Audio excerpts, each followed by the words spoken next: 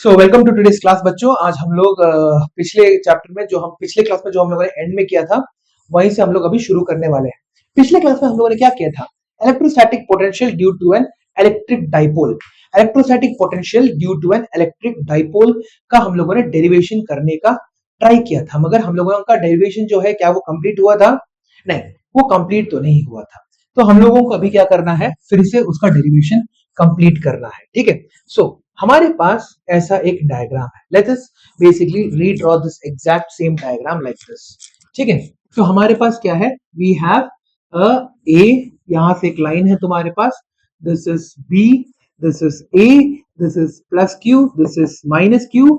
और यहाँ पे क्या है हमारे पास?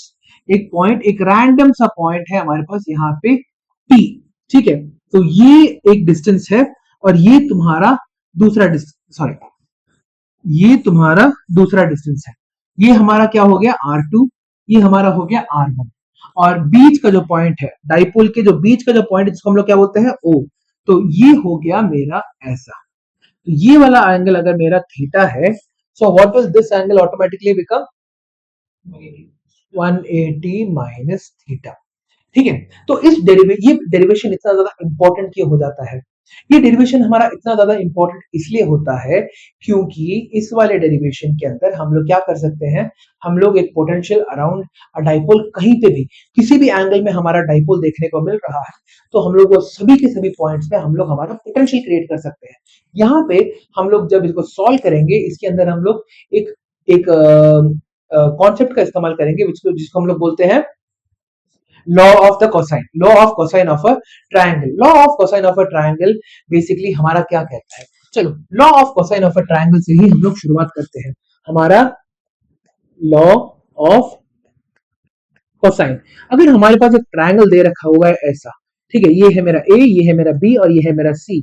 तो अगर इस सी के ऑपोजिट मेरा एंगल थीटा है, हाँ, अगर इस सी के ऑपोजिट जो है मेरा एंगल थीटा निकल के आ रहा है, ठीक है, if it is coming out to be theta, तो हम लोग क्या बोल सकते हैं?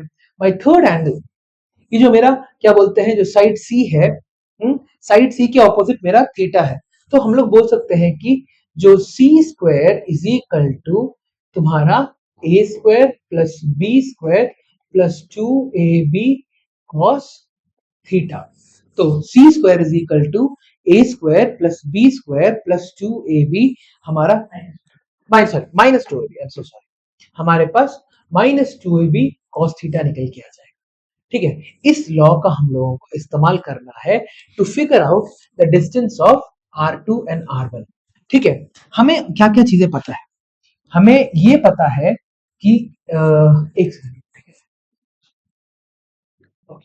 सो हमारे पास यहाँ पे ये है R2, ये है R। So these could be variables depending on the value of P। P से सेंटर के बीच का डिस्टेंस है हमारे पास, ठीक है। इसके बेसिस में मेरा क्या हो सकता है? मेरा R1 और R2 की वैल्यू वेरी करती रह सकती है। तो हम लोग क्या करने वाले हैं? हम लोग, हमें पता है, हमें हमें बस क्वेश्चन में ये बताया जाएगा कि the distance of the point P, the distance of the point P is somewhat क्या? R। ये हमें पता रहता है। This is what we know. ठीक है। हमें यह भी पता है कि एक डाइपोल के बीच का जो डिस्टेंस होता है, डाइपोल के दो चार्जेस के बीच का जो डिस्टेंस होता है वो क्या होता है? 2a के बराबर होता है। तो each and every single section will be a, and यहां पे भी a हो जाएगा। ठीक है। सो हमारे पास कोसाइन लॉ के लिए सब कुछ है। We have the a and the r, two sides हमें पता है, हमें एंगल भी पता है थीटा। इस पॉइंट तक किसी को कोई डाउट है? और जो रिक्वायरमेंट हमें चाहिए वो क्या है? हमें पता है कि cos ऑफ 180 माइनस थीटा क्या होता है? माइनस cos थीटा के बराबर होता है। cos 180 minus theta is minus cos theta, ये भी हमें पता चल गया। चलो आगे देखते हैं। तो यहां तक किसी को डाउट है? नहीं। चलो, हमारे पास क्या है? The potential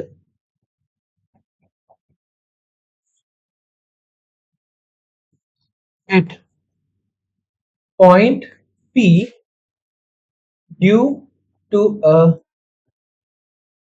dipole of charge तुम्हारे पास Q, मॉडुलस ऑफ Q, हाँ, the potential at a point P due to a dipole of a charge Q, तो हम लोग लिख देते हैं V is equal to हमारा V1 plus V2 होता है. What is V1? V1 is the potential due to the positive charge, ठीक है, and sorry, V1 is the potential at point P due to the negative charge minus Q, ठीक है, and V2 is equal to potential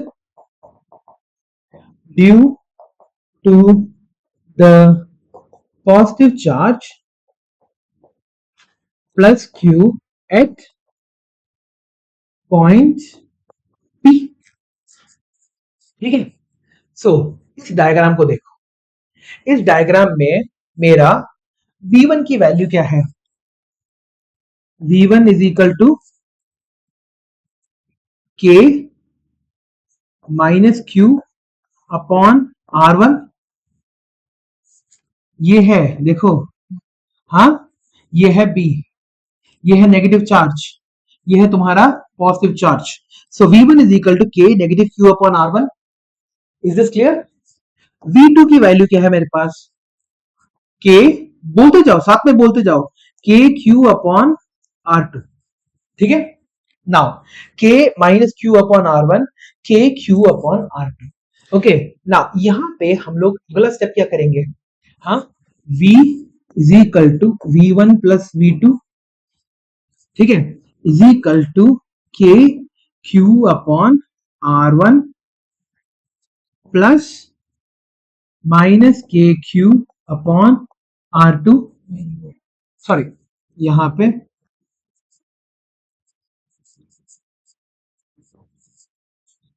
minus K Q upon R1 plus K Q upon R2 is equal to क्या हो जाएगा? के Q को बाहर ले सकते हैं, 1 upon R2 minus 1 upon R2. यहां तक कोई डाउट है? हाँ, अब हमारे पास 1 अपॉन R2 और 1 अपॉन R1 क्या है नहीं पता, तो सबसे पहले हमें क्या करना पड़ेगा? कोसाइन लॉ का इस्तेमाल करके हमें R1 और R2 की वैल्यूज को हमें समझना पड़ेगा कि है क्या ये, ठीक है. सो R1 की वैल्यू क्या हो जाएगी? Let's look at this triangle. ऐसे वाला जो ट्रायंगल है इसको हम लोग देख लेते हैं, ठीक है. ये क्या है? R1, और ये क्या है मेरे पास? 180 माइनस थीटा. ये है मेरा A, ये है मेरा R. सो R1 की वैल्यू क्या हो जाएगी? यहाँ पे देख लो, A square plus B square minus 2ab cos theta.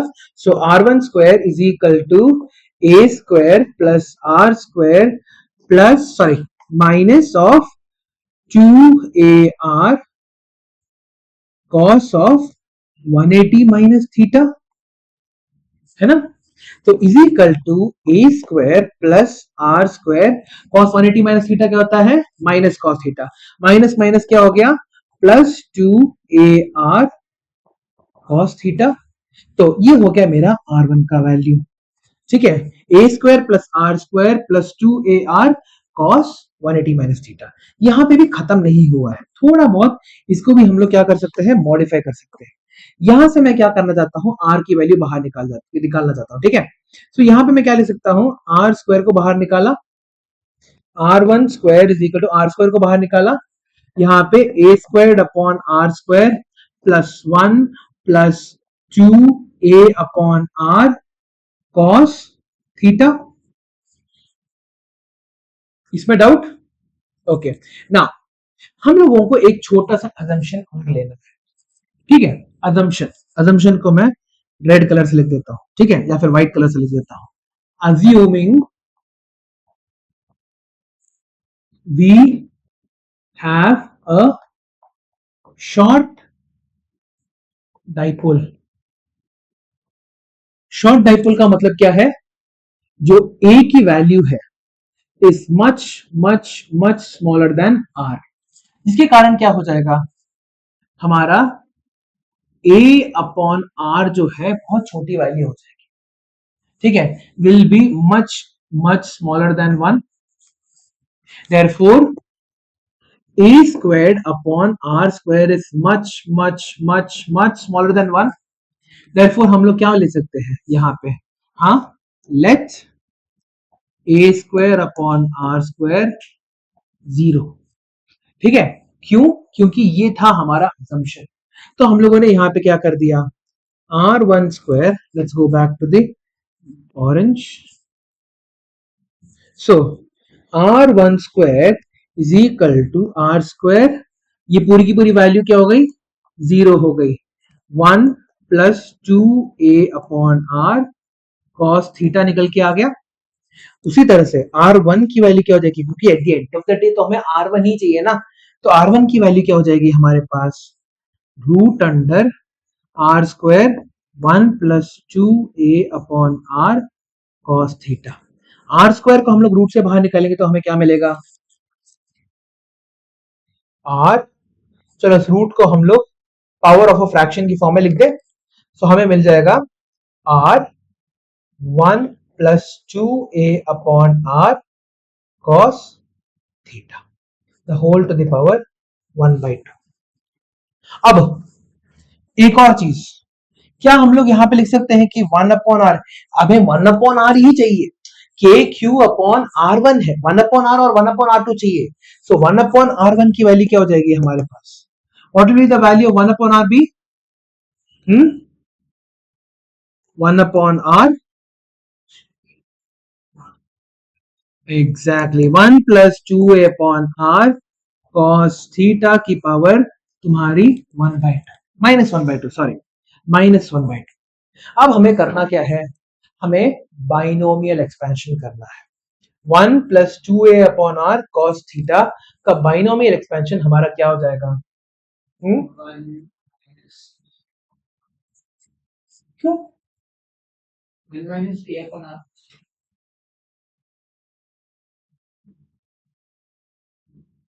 a plus B the whole square का क्या होता है, A square plus B square plus 2ab, a plus B the whole cube का वैल्यू क्या होता है, a cube plus b cube plus 3a square, हाँ, यहाँ पे 1 प्लस एक्स की पावर n क्या बोले तुम, 1 प्लस, अच्छा हाँ ठीक है, फाइन, ओके ठीक है, so 1 upon r1 is equal to क्या हो जाएगा, नहीं उससे पहले दो तीन चीजें लिखनी है, ठीक है, हमें पता क्या है, a upon r is much much less than 1, ठीक है, अगर a अपॉन r हमारा मच मच लेस देन 1 है तो तुम्हारा 1 plus 2a upon r cos theta, हाँ, 1 plus 2a upon r cos theta को हम लोग क्या लिख सकते हैं, एक और चीज मैं लिख देता हूँ, I will also write one more thing, 1 plus x the whole to the power n when 1 is much greater than x, इसको हम लोग लिख सकते हैं 1 तुम्हारा प्लस एन एक्स, तो यहाँ पे अब क्या हो जाएगा, 1 upon R one is equal to 1 upon R 1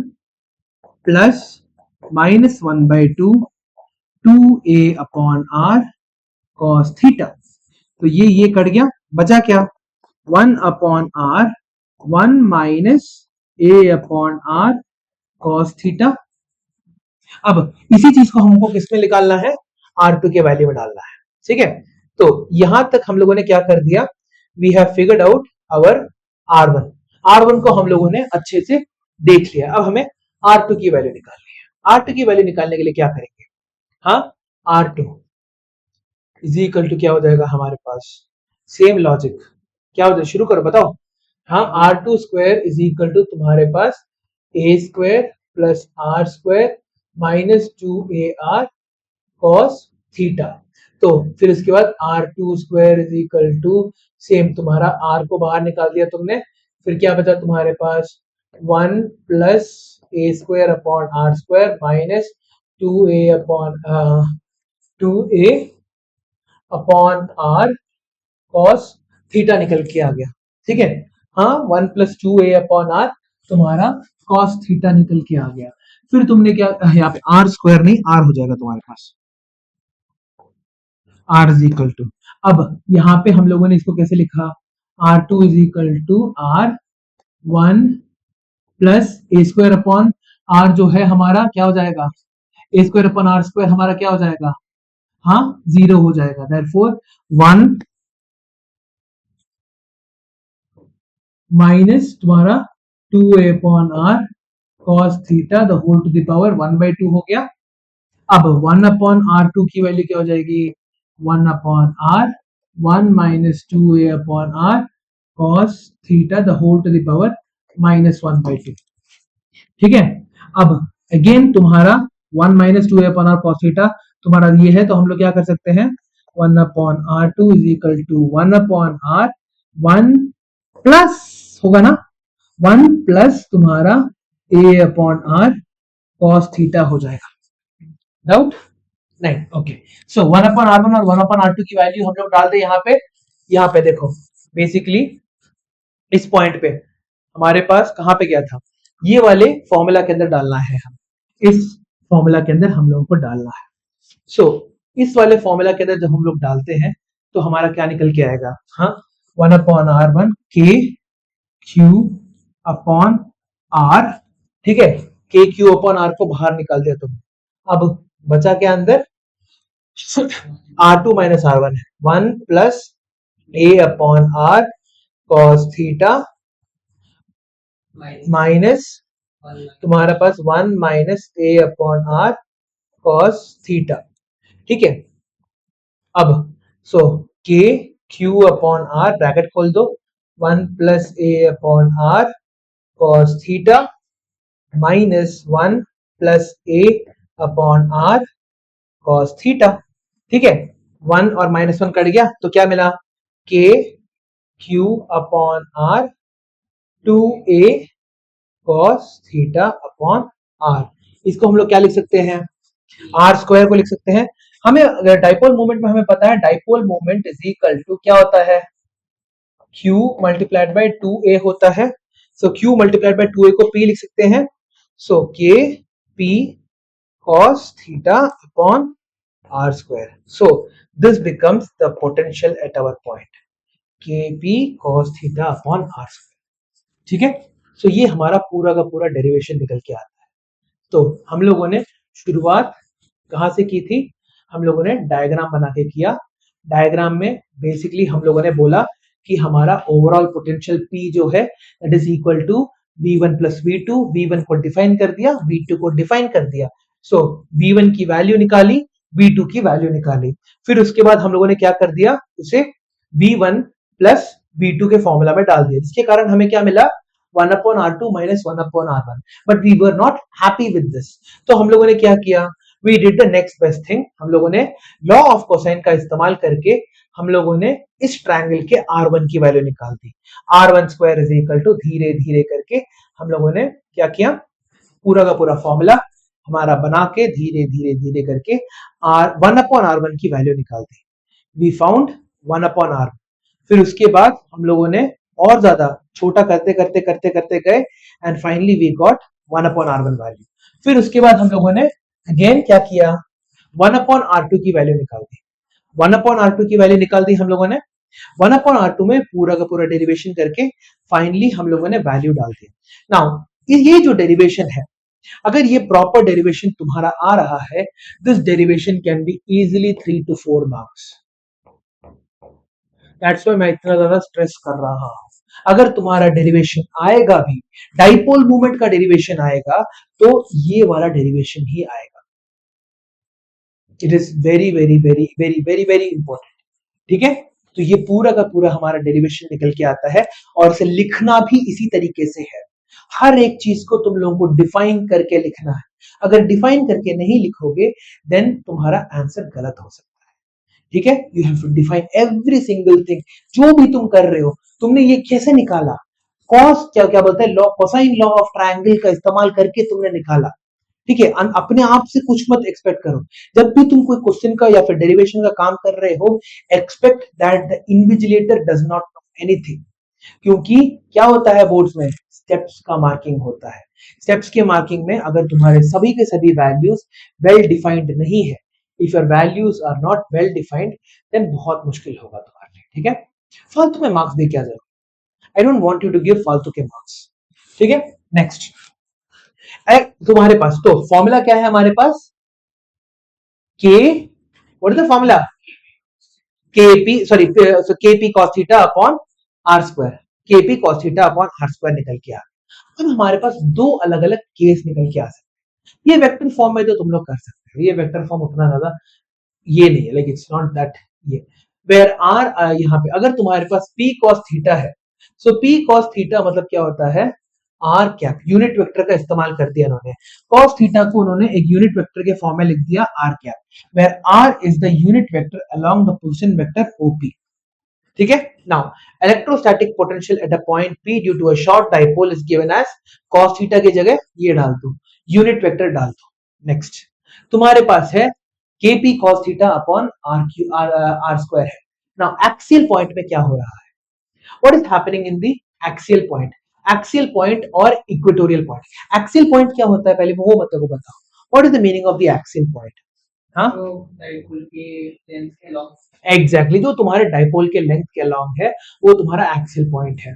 तो डाइपोल के लेंथ के अलोंग अगर तुम्हारे पास लेना है तो थीटा की वैल्यू क्या हो जाएगी, या तो 0 या तो 180 डिग्री, इन दोनों में से कोई एक वैल्यू निकल के आ सकती है। फॉर पॉजिटिव साइन 0 तुम्हारा and negative sign for theta is equal to तुम्हारा पाई, ठीक है।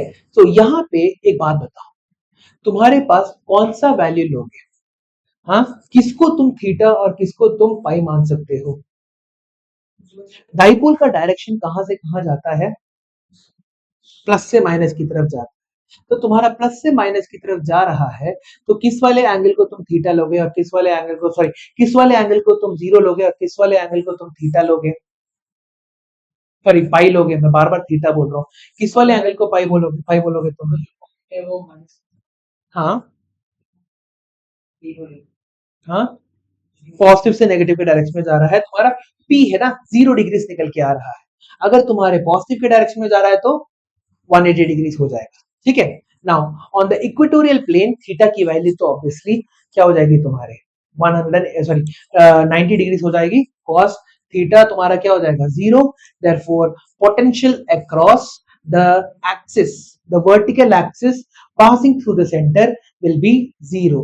इसको हम लोग क्या बोलते हैं, we call it an equatorial plane या फिर तुम्हारा एक इक्विपोटेंशियल सरफेस भी बोल सकते हो तुम इसे, ठीक है। The electrostatic potential at any point on the equatorial plane of the dipole is 0।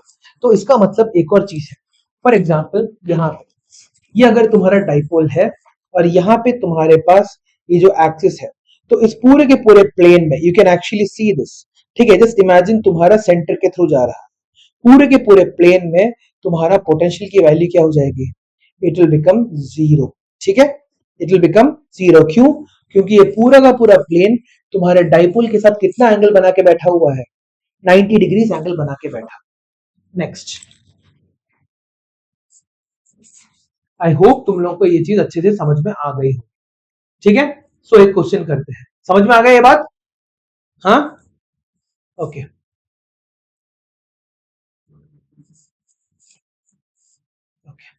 So differences between electric potential due to an electric dipole and due to a single charge are given below. The potential due to a dipole depends not just on the R but also the angle between the position vector R and the dipole moment. ठीक है, dipole movement हमारा हमेशा कहां से कहां तक जाता है, पॉजिटिव से नेगेटिव के डायरेक्शन में जाता है। तो ये पॉजिटिव से नेगेटिव के डायरेक्शन में तुम्हारे पास ये जो एंगल है, how much is this angle, उस पे एक बड़ा क्वेश्चन तुम्हारा उठता है, ठीक है। इसी को हम लोग बोलते हैं डायरेक्शनल डिपेंडेंस, ठीक है। सो हमारे पास द पोटेंशियल जो है हमारे एंगल पे भी फर्क करता है, जितना कम एंगल रहेगा उतना ज्यादा तुम्हारा पोटेंशियल बढ़ेगा, जितना 90 डिग्री होगा उतना तुम्हारा पोटेंशियल घटेगा, 180 डिग्री में तो उल्टा नेगेटिव ही हो जाएगा, you will get to have a negative potential. अब इसको सोच के देखो थोड़ा सा, इसको क्या बोलते हैं, अगर इसका भूलना नहीं है तो सोच के देखने के लिए क्या करोगे, यहाँ पे तुम्हारे पास क्या है, you have a plus Q charge and a minus Q charge, ठीक है, क्लियर है ये बात। प्लस क्यू चार्ज है, माइनस क्यू चार्ज है। नाउ तुम्हारे पास क्या हो रहा है, डायरेक्शन तुम्हारे डाइपोल का पॉजिटिव से नेगेटिव नहीं होता है। हाँ, एक सेकंड रुको, ऐसे बनाते हैं ना हम लोग, आई थिंक। नहीं, वो तो केमिस्ट्री के लिए होता है ना।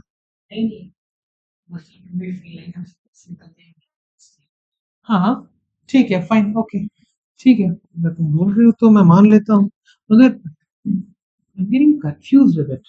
ठीक है, अब यहाँ पे देखो, तुम्हारे पास अगर यहाँ पे एक पॉजिटिव चार्ज है, प्लस क्यू चार्ज है, ठीक है, तो इस प्लस क्यू चार्ज को यहाँ से लेके यहाँ पे आने के लिए तुम्हें क्या करना पड़ेगा, रिपल्शन झेलना पड़ेगा फ्रॉम द पॉजिटिव चार्ज। अगर तुम्हें रिपल्शन झेलना पड़ रहा है तो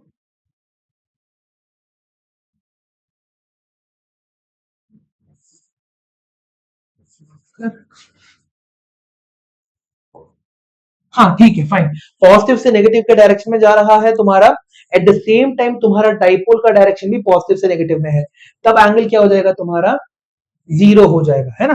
तो क्यू को लेके आ भी रहे हो, तुम्हारा पोजिशनल वेक्टर और तुम्हारा ये दोनों के दोनों सेम डायरेक्शन में होने के कारण जीरो हो रहा है, जिसके कारण तुम्हारा पोटेंशियल पॉजिटिव है ना, तुम्हारा पोटेंशियल पॉजिटिव हो रहा है। अब यहाँ पे देखो, वर्क कर रहे हो ना तुम, पोजीशन वेक्टर क्या है, हाँ बोलो। यहाँ पे इसी के डायरेक्शन में जा रहा है ना तुम्हारा, हॉरिजॉन्टल एक्सिस में है तुम्हारा। अगर तुम्हारा यहाँ पे ऐसा होता तब तो तुम्हारा हाँ, डाइपोल के रिस्पेक्ट में क्या, हाँ, क्या बोलते हैं, तुम्हारे पास क्या हो रहा है, पोजीशन वेक्टर, देखो समझने की कोशिश करो, यहाँ से पॉजिटिव के डायरेक्शन में अगर तुम लेके जाओगे तभी तुम पॉजिटिव पोटेंशियल एक्सपीरियंस कर पाओगे ना।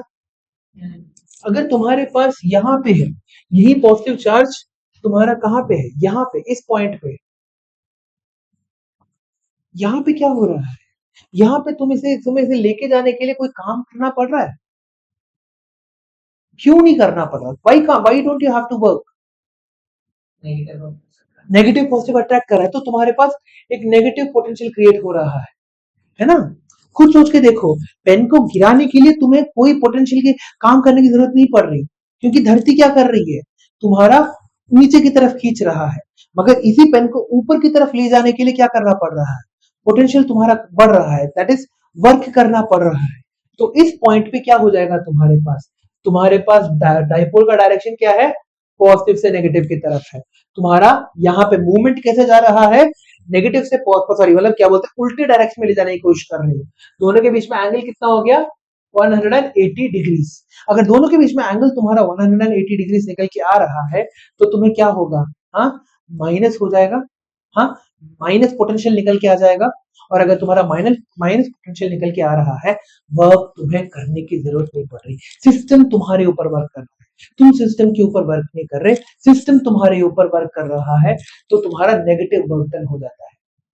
ठीक है, केमिस्ट्री में यही तो फर्क है, केमिस्ट्री में जब सिस्टम तुम्हारे पे वर्क करता है वर्क पॉजिटिव होता है, फिजिक्स में जब सिस्टम तुम्हारे पे वर्क करता है तो वर्क ऑटोमेटिकली नेगेटिव बन जाता है, thermodynamics of physics.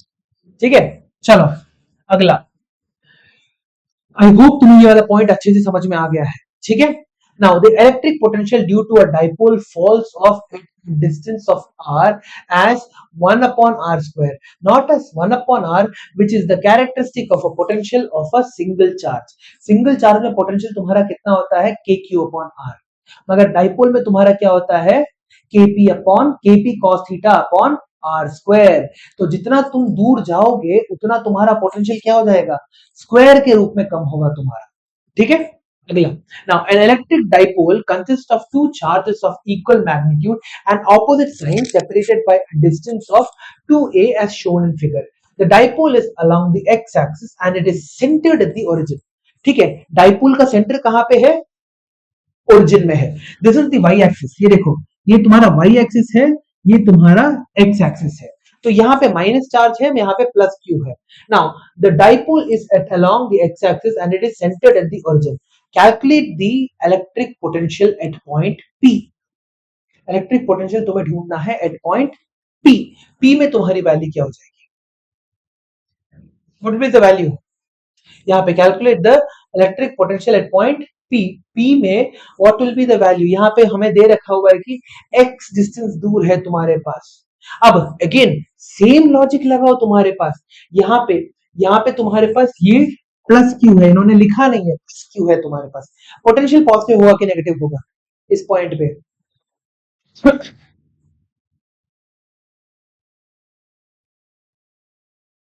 Potential positive होगा ना, क्योंकि तुम्हारे पास यहाँ पे पॉजिटिव और पॉजिटिव बगल में है तुम्हारे पास, यहाँ पे इस पॉइंट पे तुम्हारा पोटेंशियल पॉजिटिव रहेगा। तो ये पे कौन सा चार्ज है पता नहीं, जरूरत नहीं है। देखो यहाँ पे देखो तुम्हारे पास for the point P in the figure हमारे पास वैल्यू क्या हो जाएगी पोटेंशियल की, तुम्हारे पास हो जाएगा K E Q I upon R is equal to K E Q upon X minus A, that is इसके कारण जो पोटेंशियल तुम्हारे पास लग रहा है, दिस होल डिस्टेंस इज तुम्हारा X and this distance is A. तो ये डिस्टेंस क्या हो गया तुम्हारे पास, अगर ये तुम्हारा x है ये तुम्हारा a है, so this distance will become x माइनस a। ये डिस्टेंस क्या हो जाएगा ये बताओ, what will this distance be, x plus a। तो यहाँ पे दोनों के दोनों पोटेंशियल को ऐड कर दो, सिंपल से हमारे पास सिर्फ जस्ट नॉर्मल तरीके से सॉल्व करने की कोशिश करते हैं, ठीक है। हमारे पास क्या है, हमारे पास v due two plus q की वैल्यू क्या हो जाएगी, v due two plus q, ये प्लस q है, प्लस q की वैल्यू क्या हो जाएगी k q अपॉन x माइनस a। v of minus q क्या हो जाएगा तुम्हारे पास, k minus q upon x plus a।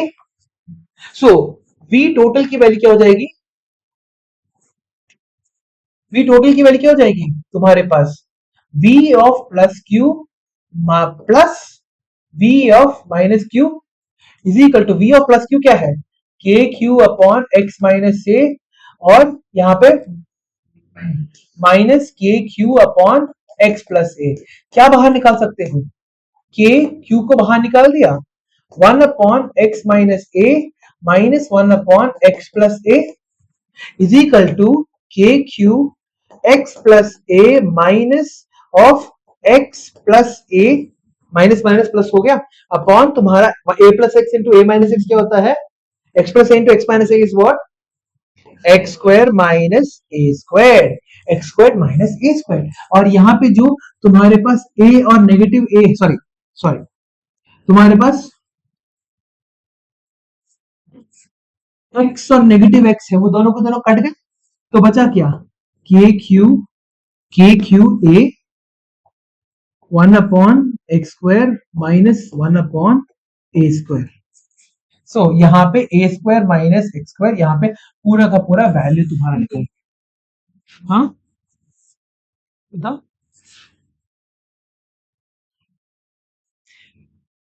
यहाँ पे तुम्हारे एक सॉरी टू के क्यू है, क्योंकि a प्लस ए टू ए हो गया, वो भी लिख देता हूं मैं यहाँ पे, के क्यू टू ए अपॉन तुम्हारा x square minus A square. तो यहाँ पे के, हाँ स्प्लिट नहीं किया मैंने कहीं पे भी,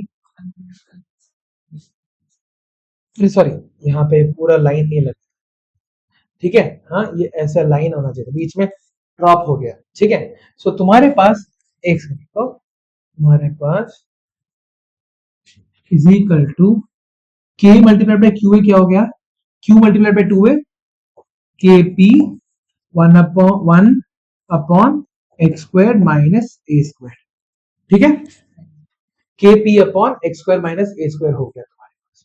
अब what if the value of X is much much much much greater than A,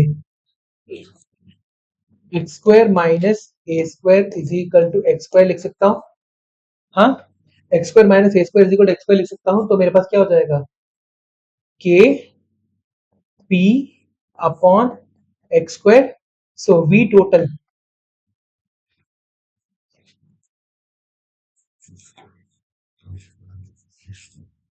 v is equal to k p upon X square.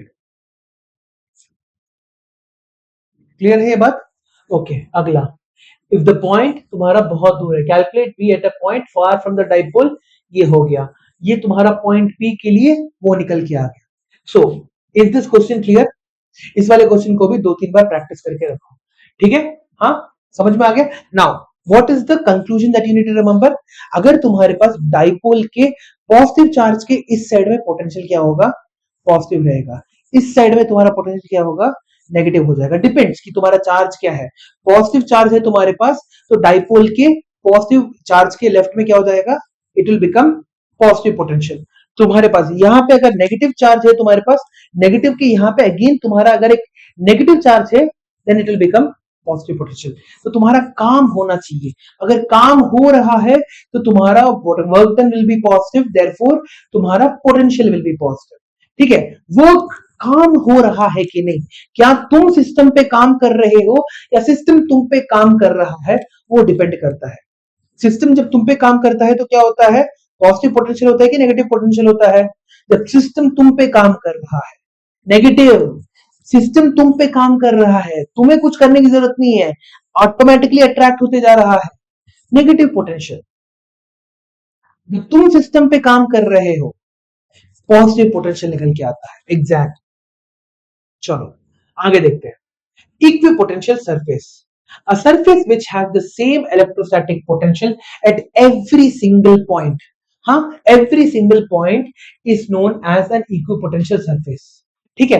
For example तुम्हारा मैंने एक वो क्या बोलते हैं इक्वेटोरियल प्लेन के लिए मैंने बताया था, हाँ, एक्सियल पॉइंट और इक्वेटोरियल पॉइंट। एक्सियल प्लेन में तुम्हारा क्या होगा? उस पूरे के पूरे प्लेन में तुम्हारा उस डाइपोल के कारण क्या होगा? Potential difference will become zero zero zero zero. यहां पे देखो, देखो, the electrostatic potential at any point on the equatorial plane of the dipole is zero. It is zero. समझने की कोशिश करो। ठीक है? So the equipotential surface can be drawn through any region in which there is an electric field. If all the points at the same potential in the electric field are joined, then an equipotential surface is obtained. तुम्हारे पास एक charge है, उस charge के across तुम क्या कर रहे हो? ऐसे सारे के सारे पॉइंट्स को अगर तुम देख लो जहां पे पोटेंशियल तुम्हारा सेम आ रहा है और इन सभी के सभी पॉइंट्स को तुमने क्या कर दिया? कनेक्ट कर दिया एक दूसरे के साथ, तो जो तुम्हें पॉइंट मिलता है उसे हम लोग क्या बोलते हैं? एन इक्विपोटेंशियल सरफेस बोला जाता है। फॉर एग्जाम्पल यहाँ पे देखो, तुम्हारे पास यहाँ पे एक पॉइंट चार्ज है, क्या? क्यू करके एक पॉइंट चार्ज है। इस पॉइंट चार्ज का इलेक्ट्रिक पोटेंशियल क्या होता है? K Q upon are. तो आर का जो डिस्टेंस है यहाँ पे इस पॉइंट पे, अगर आर डिस्टेंस दूर है तो ये पॉइंट जो ए है यहाँ पे मान लो के क्यू अपॉन आर है। अब यहाँ पे तुम्हारे पास क्या है? यही सेम आर डिस्टेंस पे तुम्हारे पास ये बी पॉइंट है, इस पे और इस पे सेम पोटेंशियल होगा। इस पे ये सी पॉइंट, ये भी आर है, इस पे तुम्हारा सेम पोटेंशियल होगा। मगर जब तुम सभी सारे के सारे ऐसे पॉइंट्स को अगर तुम क्या बोलते हैं कनेक्ट कर लेते हो, what you get? You get a sphere, एक 3 डायमेंशनल स्फीयर देखने को मिलता है। सो एक पॉइंट चार्ज जो तुम्हारा बीच पे है उसके चारों तरफ अगर तुम एक स्फीयर ड्रॉ कर दो with the point charge at the center, the surface of the sphere will have a equipotential surface. उस इक्विपोटेंशियल सरफेस में काम करने के लिए तुम्हें क्या नहीं करना पड़ता? तुम्हें मूव करने के लिए काम नहीं करना पड़ता। ठीक है? To move on that equipotential surface you don't have to do any work. समझ में आ गया? क्योंकि पोटेंशियल सब में सेम है। इट्स लाइक तुम्हारा ग्रेविटी के अगेंस्ट, जैसे मैं देखो यहां से मैं ऐसे चल रहा हूं, ठीक है, I am going like this, gravity मेरे को नीचे खींच रही है, मगर इस पॉइंट में भी और इस पॉइंट पे भी मेरा क्या है? मेरा एलिवेशन जो है सेम है ना? जिसके कारण क्या हो रहा है? ग्रेविटी मुझ पे कोई काम नहीं कर पा रही है, या फिर मेरे को ग्रेविटी के अगेंस्ट कोई काम नहीं करना पड़ रहा है to move from this place to this place. Gravity मेरे पे सेम एक्ट कर रही है। मगर अगर मैं वर्टिकली चल रहा होता तो क्या होता? स्टेयरकेस चढ़ने के लिए या फिर स्टेयरकेस से उतरने के लिए मेरे को क्या करना पड़ता? ग्रेविटी के अगेंस्ट या फिर ग्रेविटी के साथ काम करना पड़ता। जब तुम स्टेयरकेस चल के ऊपर जाते हो तो मेहनत लगती है, स्टेयरकेस चढ़ के ऊपर जाते वक्त मेहनत लगती है ना, और स्टेयरकेस उतरते वक्त ज्यादा मेहनत नहीं लगती। क्यों? क्योंकि ग्रेविटी के सहारे से तुम नीचे आ रहे हो। हाँ, ऊपर चढ़ते वक्त ग्रेविटी के अगेंस्ट तुम ऊपर चढ़ रहे हो। तो यही लॉजिक को यहाँ पे लगाओ। ये पूरा का पूरा जो है ये एक सिंगल लेयर है, एक सिंगल एलिवेशन है। ये जो पूरे के पूरे चार्ज के अराउंड जो तुमने एरिया बना के रखा हुआ है, it is a single layer. इस सिंगल लेयर में इस जगह से इस जगह में काम करने के लिए चार्ज के अगेंस्ट हमें कोई काम नहीं करना पड़ता। Why? Because the potential is the same. Potential same होने के कारण तुम्हें इस पॉइंट से इस पॉइंट तक तुम्हें जाने के लिए कोई काम नहीं करना पड़ता। और एक और इंटरेस्टिंग बात, तुम्हारा जो पोटेंशियल है, potential does not depend on what, the initial and the starting point. तुम्हारा कौन सा पाथ तुम्हारा लेके जा रहा है उस पर डिपेंड नहीं करता। ठीक है, it only depends on what, the initial point and the final point. अब यहां पे देखो, ये है तुम्हारा पॉइंट ए, ये है तुम्हारा पॉइंट बी। जब तुम ऐसे बिल्कुल सरफेस के ऊपर से जा रहे थे, ठीक है, तुम्हें कोई काम नहीं करना। जब तुम ऐसे भी गए ना, तो भी तुम्हें कोई काम नहीं करना पड़ेगा। क्यों? क्योंकि तुम्हारा इनिशियल पॉइंट का पोटेंशियल और फाइनल पॉइंट का पोटेंशियल एग्जैक्टली द सेम है।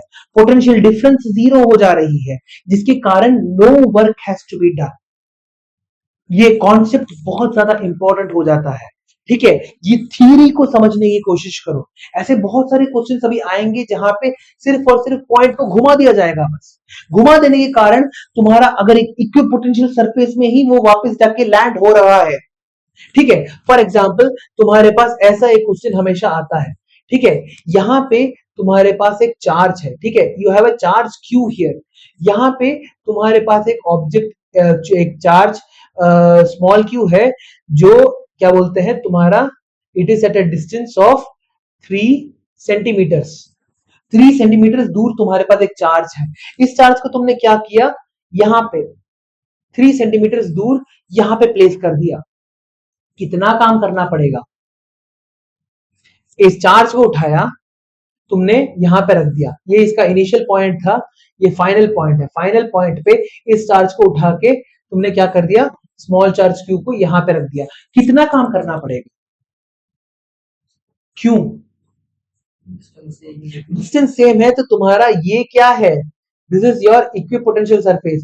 यहां पे रख दो, यहां पे रख दो, यहां पे रख दो, यहां पे रख दो, यहां पे रख दो, फर्क ही नहीं पड़ता है,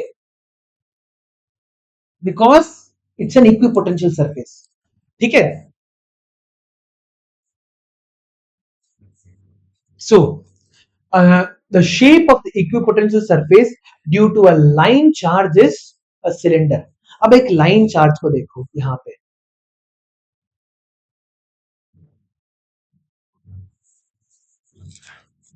this is a line charge. अच्छा, लाइन चार्ज होता क्या है? फर्स्ट चैप्टर में सीखा था तुमने।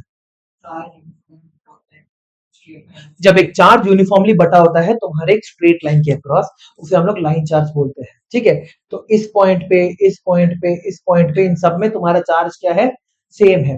तो एक लाइन चार्ज पे अगर तुम सारे के सारे पॉइंट्स बिल्कुल सेम रेडियस में तुम पॉइंट्स ले रहे हो, ऐसे करके तुम क्या कर रहे हो, सेम पॉइंट्स ले रहे हो, एंड व्हाट हैपेंस, यहां पे तुम्हारे पास एक ऐसा इक्विपोटेंशियल सरफेस क्रिएट होता है। देखो,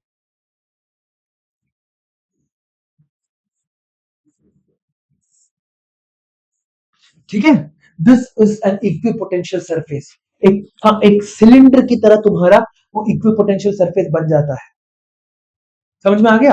you are getting a cylinder as your equipotential surface. और ये सिलेंडर में इक्विपोटेंशियल सरफेस, आप देखो, अब इस पूरे के पूरे सिलेंड्रिकल सरफेस में तुम एक चार्ज को घुमाते रहो, घुमाते रहो, कहीं पे भी घुमाओ, कोई काम नहीं करना पड़ेगा। You won't have to do any work. ठीक है, चलो नेक्स्ट। पॉइंट चार्ज का तो मैंने बता दिया, स्फीयर होता है करके। Next, the properties of equipotential surfaces are given below. Equipotential surfaces do not intersect each other, as it will give rise to two directions of electric fields at that point। Potential तुम्हारा क्या दिखाता है, potential gives you the direction of electric field. ठीक है, जिस अगर तुम्हारा potential बढ़ते जा रहा है, इसका मतलब क्या है, इलेक्ट्रिक फील्ड के साथ क्या हो रहा होगा, ग्रेविटी के साथ साथ सोचो, तुम्हारा जब पोटेंशियल बढ़ता है तो तुम क्या कर रहे होते हो, धरती के पास जा रहे होते हो कि धरती के दूर जा रहे होते हो, दूर जा रहे होते हो। धरती के कहां पे तुम्हारे इलेक्ट्रिक फील्ड लाइंस कॉन्सेंट्रेटेड होते हैं, सरफेस पे। तो जब तुम दूर जा रहे हो तो तुम्हारे इलेक्ट्रिक फील्ड बढ़ रही है कि घट रही है, घट रही है। तो जितना दूर तुम जाते हो अपना पोटेंशियल क्या करता है, डिक्रीज, हाँ पोटेंशियल बढ़ता है, तुम्हारा फील्ड घटता है। तो अगर तुम्हारा दो अलग अलग इक्वी पोटेंशियल सरफेसेस, जैसे फॉर एग्जांपल सोच लो, यहाँ पे तुम्हारे पास एक पॉइंट चार्ज है, यहाँ पे तुम्हारे पास एक इक्वी पोटेंशियल सरफेस है, और तुम्हारा यही पॉइंट चार्ज अगर इस डायरेक्शन में एक इक्वी पोटेंशियल सरफेस बना रहा है, तो यहाँ पे क्या हुआ, इस पॉइंट पे दो अलग अलग डायरेक्शन में इलेक्ट्रिक फील्ड आ रही है।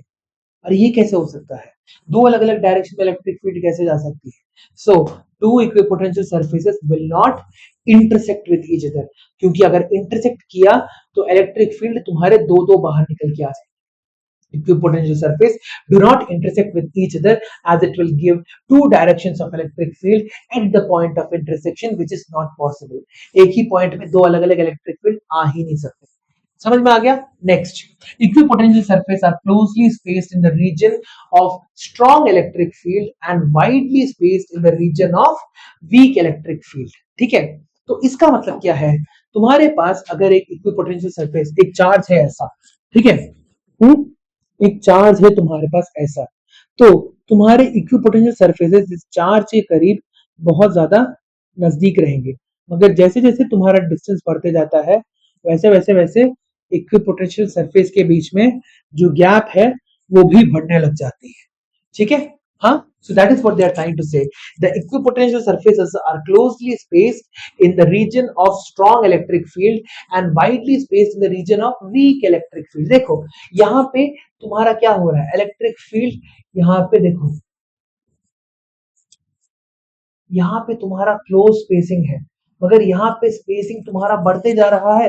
जब तुम्हारा स्पेसिंग बढ़ते जाता है तो क्या देखने को मिलता है, you get to see that the electric field is decreasing. ठीक है, ऐसे ऐसे तुम्हारा जा रहे हैं, यहाँ पे कितना करीब है ना, बहुत ज्यादा करीब है यहाँ पे इलेक्ट्रिक फील्ड, यहाँ पे मगर देखो गैप कितना बढ़ गया, यहाँ पे इन दोनों इलेक्ट्रिक फील्ड के बीच में गैप बहुत कम था, मगर दूर जाते जाते तुम्हारा गैप बढ़ते जा रहा है। और क्योंकि गैप बढ़ रहा है तो क्या हो रहा है, तुम्हारा वो जो सरफेस है, ठीक है, इक्विपोटेंशियल सरफेस के बीच में गैप भी बढ़ रहा है। For any charge configuration, equipotential surface through a point is normal to the electric field at that point, and directed from one equipotential surface higher potential to another equipotential surface at the lower potential। ठीक है, so electric field तुम्हारा किस direction में रहेगा, for any charge configuration, कोई भी charge configuration निकालो तुम, यहाँ पे कोई भी चार्ज कॉन्फ़िगरेशन निकाल लो, ये लाइन समझ में ना आए तो बताओ, कोई भी चार्ज कॉन्फ़िगरेशन निकाल लो, equipotential surface through a point is normal to the electric field. क्या normal to the electric field है, इलेक्ट्रिक फील्ड देखो ये तुम्हारा ऐसे जा रहा है, यहाँ पे 90 डिग्रीज बनाए बैठा हुआ है, यहाँ पे भी 90 डिग्री बनाए बैठा हुआ है, मैंने ढंग से ड्रॉ नहीं किया, वो मेरी गलती, मगर तुम्हारा एग्जैक्टली 90 डिग्रीज बना के बैठा हुआ है यहाँ, हर एक इलेक्ट्रिक फील्ड इक्विपोटेंशियल सरफेस के साथ क्या कर रहा है, 90 डिग्रीज बना के बैठा हुआ है। ठीक है, अगला, now and directed from one equipotential surface at a higher potential to another equipotential surface at a lower potential.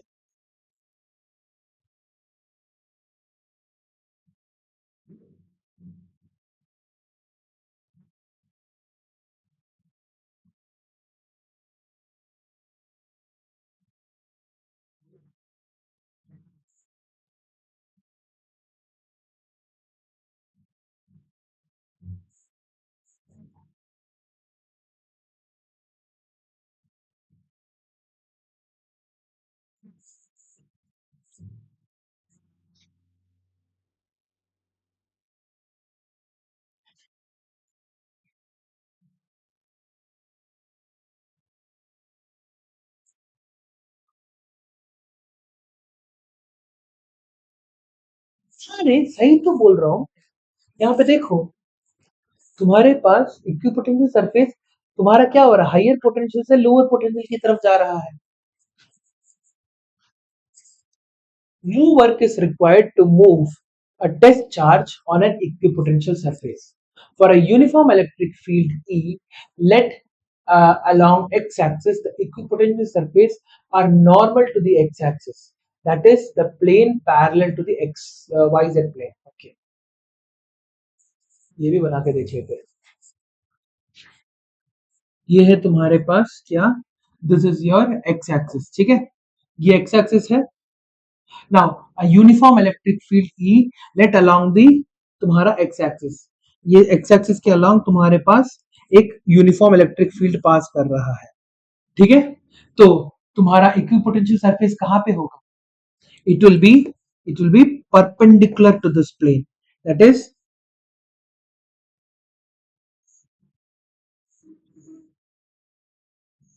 ठीक है।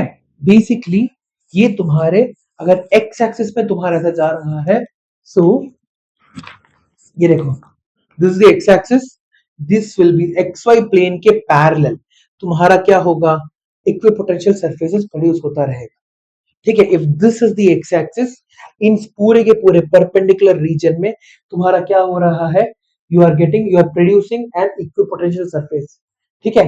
ऐसे करके तुम प्रोड्यूस कर रहे हो। Next, equipotential surfaces in different cases. The equipotential surface produced by a point charge or a spherically symmetrical distribution is a family of concentric spheres as shown below. ठीक है, सो यहाँ पे concentric spheres दिख रहा है, जितना ज्यादा तुम चार्ज से दूर जा रहे हो तुम्हारा क्या हो रहा है, concentric spheres के बीच में गैप बढ़ रहा है, which is this point, ये वाला। Equipotential surfaces are closely spaced in the region of strong electric field, closely spaced in the region of strong electric field, और दूर दूर होते हैं in the region of weak electric field.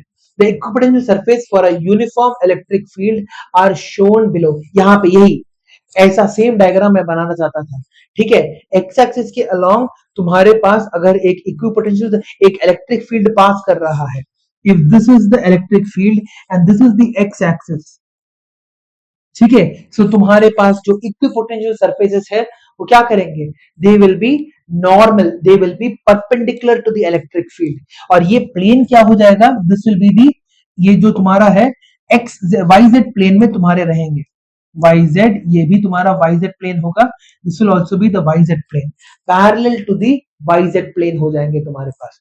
तो electric field अगर ऐसे एक्स एक्सिस पे जा रहा है तो इक्विपोटेंशियल सरफेस तुम्हारा क्या है, परपेंडिकुलर है। This is uniform electric field. Uniform electric field का मतलब क्या होता है, इलेक्ट्रिक फील्ड की वैल्यू चेंज नहीं हो रही है, ठीक है। It is uniform in nature, it is neither increasing not decreasing. Uniform electric field में तुम्हारा इक्विपोटेंशियल सरफेस ऐसे देखने को मिलता है, ठीक है। समझ में आ गया what is the meaning of uniform. Now case 3, the equipotential surface due to two identical positive charges are shown. अब यहाँ पे देखो, तुम्हारे पास बीच में, क्योंकि there is a lot of repulsion going on, तुम्हारा जो इक्विपोटेंशियल सरफेस दूर के, दैट इज पॉजिटिव चार्ज के दूर वाले साइड में कॉन्सेंट्रेटेड होगा, दो पॉजिटिव चार्जेस के बीच में, टू लाइक चार्जेस के बीच में क्या हो जाएगा, it will be further apart, further apart, equipotential surface बहुत दूर दूर रहेगा, ठीक है। But you will get some equipotential surface for this both the charge का जो तुम्हारा कॉम्पोजिशन है वो तुम्हारा बाहर, बाहर तुम्हारे पास ऐसा एक एनवेलप की तरह देखने को मिलेगा। ये बात क्लियर हो गई। सो क्यों यहाँ पे दूरी है और यहाँ पे नजदीकी है, रिपल्शन चल रहा है ना, रिपल्शन चलने के कारण क्या हो रहा है, इक्विपोटेंशियल सरफेस तुम्हारे ऐसे आ जा रहे हैं। क्लियर है ये बात, ओके। अब अनलाइक चार्जेस के कारण क्या होता है, यहाँ पे the equipotential surface for an electric dipole are shown below. यहाँ पे एक पॉजिटिव चार्ज Q है, यहाँ पे एक नेगेटिव चार्ज Q है। कैन यू सी द तुम्हारा इक्विपोटेंशियल सरफेस, हाँ, these are all your equipotential surfaces. ये क्या है तुम्हारा, व्हाट इज दिस, ये फील्ड लाइंस है। फील्ड लाइंस कहाँ पे कॉन्सेंट्रेटेड है, देखो, look at where they are concentrated, they are concentrated between the charges, between the charges तुम्हारा दे आर कॉन्सेंट्रेटेड, जिसके कारण क्या हो रहा है, यहाँ पे तुम्हारे करीबी देखने को मिल रही है और यहाँ पे तुम्हारे पास दूरी देखने को मिल रही है। जहां पे कॉन्सेंट्रेटेड होता है तुम्हारा इलेक्ट्रिक फील्ड लाइंस, वहीं पे तुम्हारा क्या होता है, नजदीक में हमें इलेक्ट्रिक सॉरी हमारा ये व्हाट यू से इक्विपोटेंशियल सरफेस नजदीक नजदीक देखने को मिलते हैं। जब हमारा इलेक्ट्रिक फील्ड लाइंस दूर दूर हो जाते हैं तो क्या होता है, यू विल गेट और ज्यादा दूर दूर ऐसे करके, you will get like this, ऐसे ऐसे ऐसे, क्योंकि your electric field is getting narrower and narrower, that is spread out होते जा रहा है, इट इज स्प्रेडिंग आउट, जिसके कारण फील्ड का स्ट्रेंथ कम हो रहा है, जिसके कारण इक्विपोटेंशियल सरफेसेस के बीच में जो दूरियां हैं वो भी ज्यादा होती जा रही है।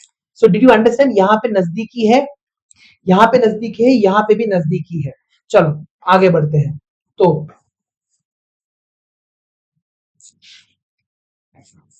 the equipotential surface for an electric dipole is as shown in figure. Electric field is always perpendicular to the equipotential surface.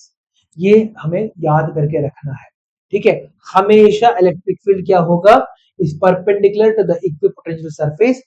As a result work done will always be zero. Electric field के perpendicular तुम जा रहे हो, इसके कारण तुम्हारा work done in moving a charge between two points on an equipotential surface becomes zero, the work done is zero, ठीक है। Now two charges, 2 microcoulomb and -2 microcoulomb, that means ये क्या है, dipole are placed at a point A and B 5 centimeters apart. Depict an equipotential surface for the system.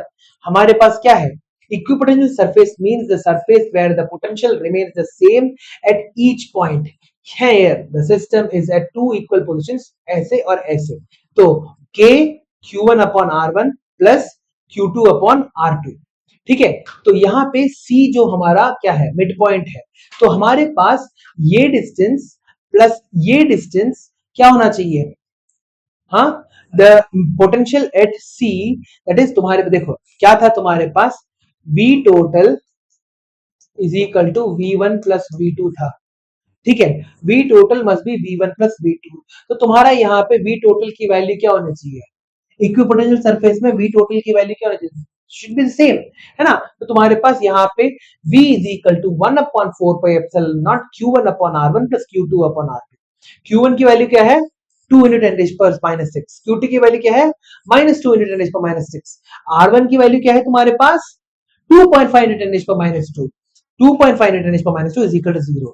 thus यहाँ पे क्या हो रहा है, the potential is 0 at each point on the line which passes through the midpoint of AB।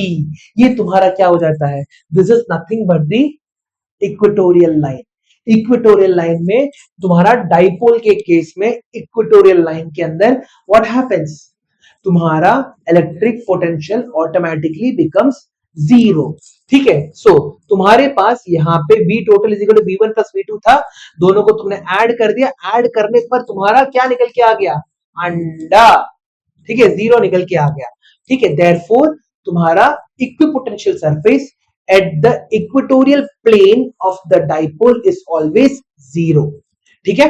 Now relation between electric field and electric potential, the point we were waiting for the whole time, ठीक है, electric field और electric potential के बीच में फर्क क्या होता है, let us consider, ठीक है, let us consider that a positive test charge Q naught moves a distance ds from one equipotential surface to the adjacent surface, ठीक है, एक से लेके दूसरे की तरफ जा रहा है। The displacement ds makes an angle theta with the direction of the electric field, एक थीटा एंगल बना के रखा हुआ है with the electric field, or with the electric field. We know that the work done by an electric field on the test charge during its movement is known as minus q naught dv। क्यों, ये क्यों है ऐसा, क्योंकि तुम्हारा क्या, ठीक है। So we know that the work done by an electric field on a test charge during its movement is minus q naught dv। We see that the work done by the electric field may also be written as a scalar product। Q is equal to मतलब Q naught into E dot ds और Q naught E cos theta ds। एक second को E dot ds, इन्होंने ये तो बोला ही नहीं है, इन्होंने तो डायरेक्टली पहले ही बता दिया। ठीक है, तुम्हारा पोटेंशियल का फॉर्मूला क्या होता है? हाँ, पोटेंशियल इज इक्वल टू तुम्हारे पास होता है, यहाँ पे जो dv दे रखा हुआ है, इन्होंने इसे क्या कर दिया, ds में कन्वर्ट कर दिया, minus Q naught dv is equal to E dot ds। E dot ds क्या हो जाता है? What is E dot ds? ये पहले ही नहीं बोलना चाहिए था लोगों को, ठीक है फाइन। और Q naught E cos theta ds, equating these two expressions for the work yield हमें क्या मिलेगा? Minus Q naught dv is equal to Q naught E cos theta. Q naught हट गया, E cos theta is equal to क्या हो जाएगा? Minus dv by ds। Since E cos theta is the component of the electric field in the direction of delta S, तो हम लोग क्या बोल सकते हैं? E of S is equal to minus delta V by delta S, where Ex, Ey and Ez are where Ex, Ey and Ez are x, y, z components of E, then Ex I cap plus Ey j cap plus Ez k cap is equal to E of x क्या हो जाएगा? Minus dv by dx। E y क्या हो जाएगा? Minus DV by d y. Ez क्या हो जाएगा? Minus DV by d z. E is equal to minus of यहाँ पे dv by d x i cap plus dv by d y j cap plus dv by d z k cap. ठीक है, so for the simple situation in which the electric field E is uniform, E is equal to minus delta V by delta S. So the negative sign shows that the direction of the electric field E, in the direction of the electric field, the electric potential decreases. ठीक है, तो तुम अगर क्या बोलते हैं, तुम्हारा यहाँ पे ठीक है, तुम्हारा इलेक्ट्रिक फील्ड एक पॉजिटिव चार्ज क्या कर रहा है, इलेक्ट्रिक फील्ड ऐसे दे रहा है, तो क्या हो जाएगा, इलेक्ट्रिक फील्ड के डायरेक्शन में तुम्हारा क्या होगा, पोटेंशियल तुम्हारा क्या होने लगेगा, कम होने लगेगा। Negative sign shows that in the direction of electric field E, electric potential तुम्हारा डिक्रीज कर रहा है। Further, the magnitude of an electric field is given by the change in the magnitude of the potential per unit displacement normal to the equipotential surface at that point. This is called the equipotential gradient. तो जो भी तुम्हारे पास delta we का value आया, यहाँ पे delta we पूरा का पूरा ये है तुम्हारे पास delta V delta V delta V, तो इन सबको हम लोग अगर मैग्नीट्यूड निकाल देंगे, so we will get the क्या, पोटेंशियल ग्रेडियंट हम लोगों को मिल जा रहा है। इसमें बहुत ज्यादा क्या बोलते हैं कंफ्यूजन हो रहा है ना।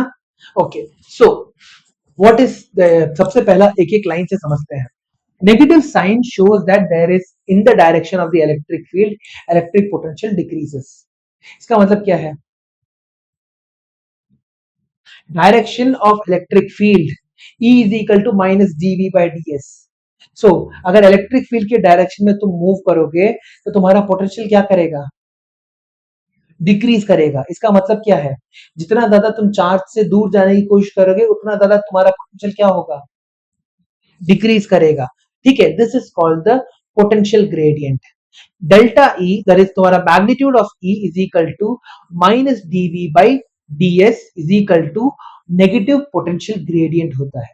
ये ग्रेडियंट का मतलब क्या होता है, विथ रेस्पेक्ट टू डिस्टेंस। तो तुम्हारा पोटेंशियल क्या कर रहा है, पोटेंशियल तुम्हारा नेगेटिवली रिएक्ट कर रहा है along the direction of the electric field। ठीक है, इलेक्ट्रिक फील्ड के डायरेक्शन में तुम्हारा पोटेंशियल क्या कर रहा है, तुम्हारा कम होते जा रहा है। ठीक है,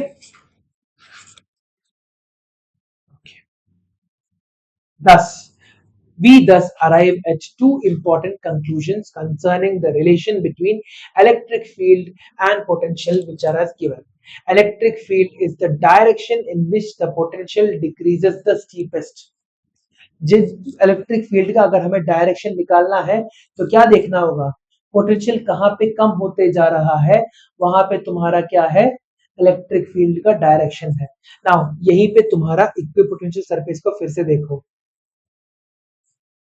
ये वाले इक्विपोटेंशियल सरफेस को देखो। ठीक है, जितना ज्यादा तुम दूर जा रहे हो, the further you are going away from the electric field, from the charge. क्या हो रहा है तुम्हारे पास, तुम जितना ज्यादा दूर जा रहे हो, व्हाट इज हैपनिंग, हाँ, तुम्हारा इक्विपोटेंशियल सरफेस का पोटेंशियल जो है वो तुम्हारा कम होते जा रहा है। सो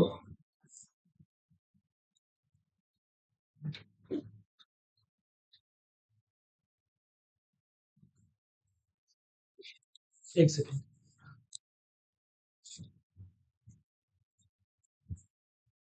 इस वाले में और इस वाले में किसका पोटेंशियल ज्यादा रहेगा, अंदर वाले का। क्यों, फॉर्मूला क्या है, V इज इक्वल टू के क्यू बाई आर। जितना ज्यादा आर बढ़ रहा है उतना ज्यादा तुम्हारा क्या हो रहा है, पोटेंशियल तुम्हारा घटते जा रहा है। अब जिस डायरेक्शन में तुम्हारा पोटेंशियल घट रहा है उस डायरेक्शन में कौन घुसते हुए जा रहा है, इलेक्ट्रिक फील्ड। तो इलेक्ट्रिक फील्ड जिस डायरेक्शन में तुम्हारा जा रहा है, हाँ, अगर इलेक्ट्रिक फील्ड तुम्हारा दूर जाते जा रहा है तो क्या होगा, तुम्हारा पोटेंशियल कम होते जाएगा। ठीक है, तो तुम्हारा E is equal to minus dv by d x के बारे में और ज्यादा समझ लो, सब इसको डीप में समझो। ठीक है, इलेक्ट्रिक फील्ड तुम्हारा इस डायरेक्शन में जा रहा है, इलेक्ट्रिक फील्ड तुम्हारा क्या बोलते हैं, what is happening, electric field तुम्हारा कम होते जा रहा है, कम तुम्हारा बेसिकली द स्ट्रेंथ, यहाँ पे भी तुम्हारा यही हो रहा है। ठीक है, सो यहाँ पे the electric field is in the direction in which the potential decreases the steepest। ठीक है, तो ये वाला लाइन तुमको समझ में आना चाहिए। ठीक है, क्वेश्चंस में डायरेक्टली काम आते हैं। Its magnitude is given by the change in the magnitude of potential per unit displacement normal to the equipotential surface at that point। मतलब पहला पॉइंट तो समझ में आ गया, दूसरा पॉइंट का मतलब क्या है,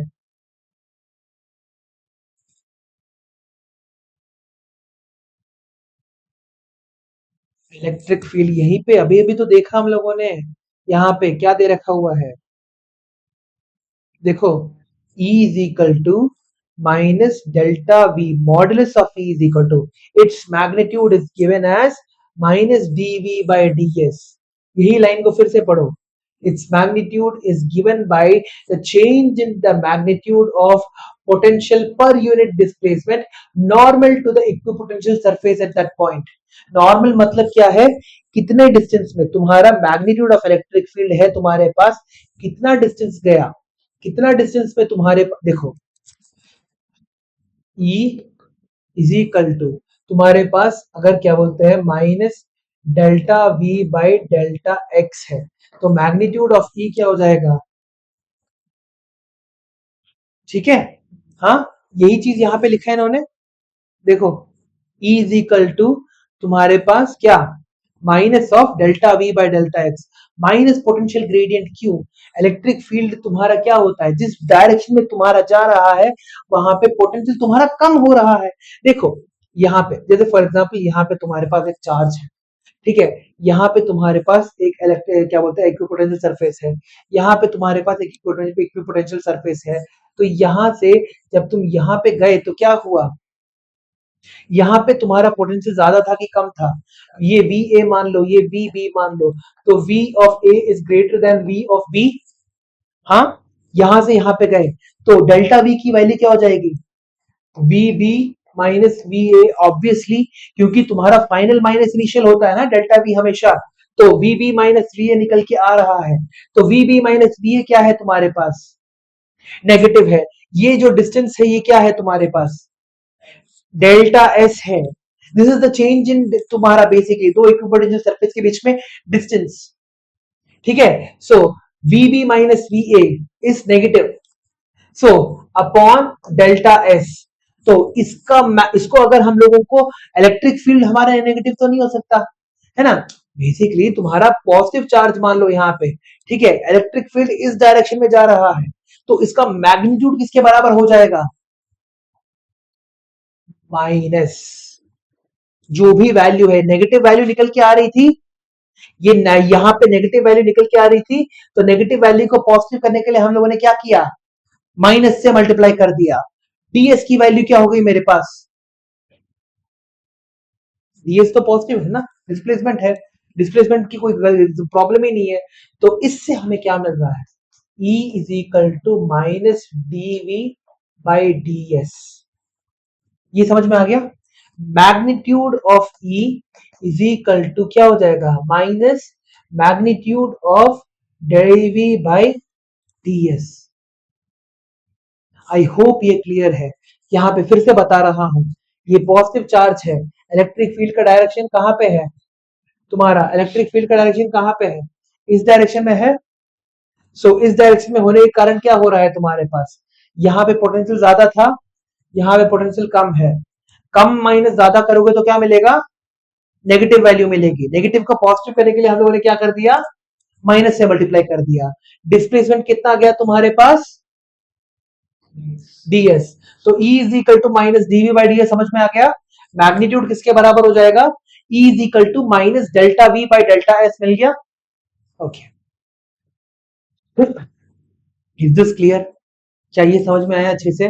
okay, a small particle carrying a negative charge of 1.6 into 10 raised by minus 19 coulomb. So negative charge है 1.6 into 10 raised by minus 19 coulomb, किसके बारे में बात कर रहे हैं हम लोग, इलेक्ट्रॉन के बारे में बात कर रहे हैं।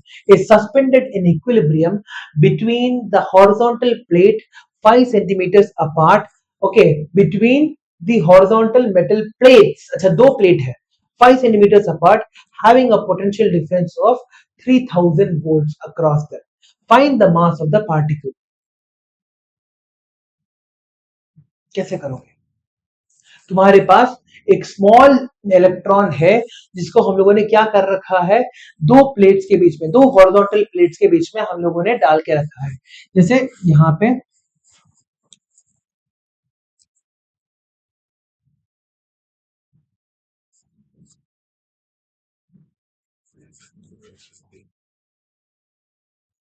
यहाँ पे एक प्लेट मान ले, यहाँ पे एक और प्लेट मान ले, ओके, यहाँ पे बीच में एक इलेक्ट्रॉन है। Small particle carrying a negative charge of 1.6 into 10 power minus 19 coulomb is suspended in equilibrium between the horizontal metal plates 5 centimeters apart। ये दोनों के बीच का डिस्टेंस है 5 centimetres. Okay, having a potential difference of 3000 volts. Now इसको अगर suspend होके रहना है तो कौन सा पॉजिटिव और कौन सा नेगेटिव होना चाहिए,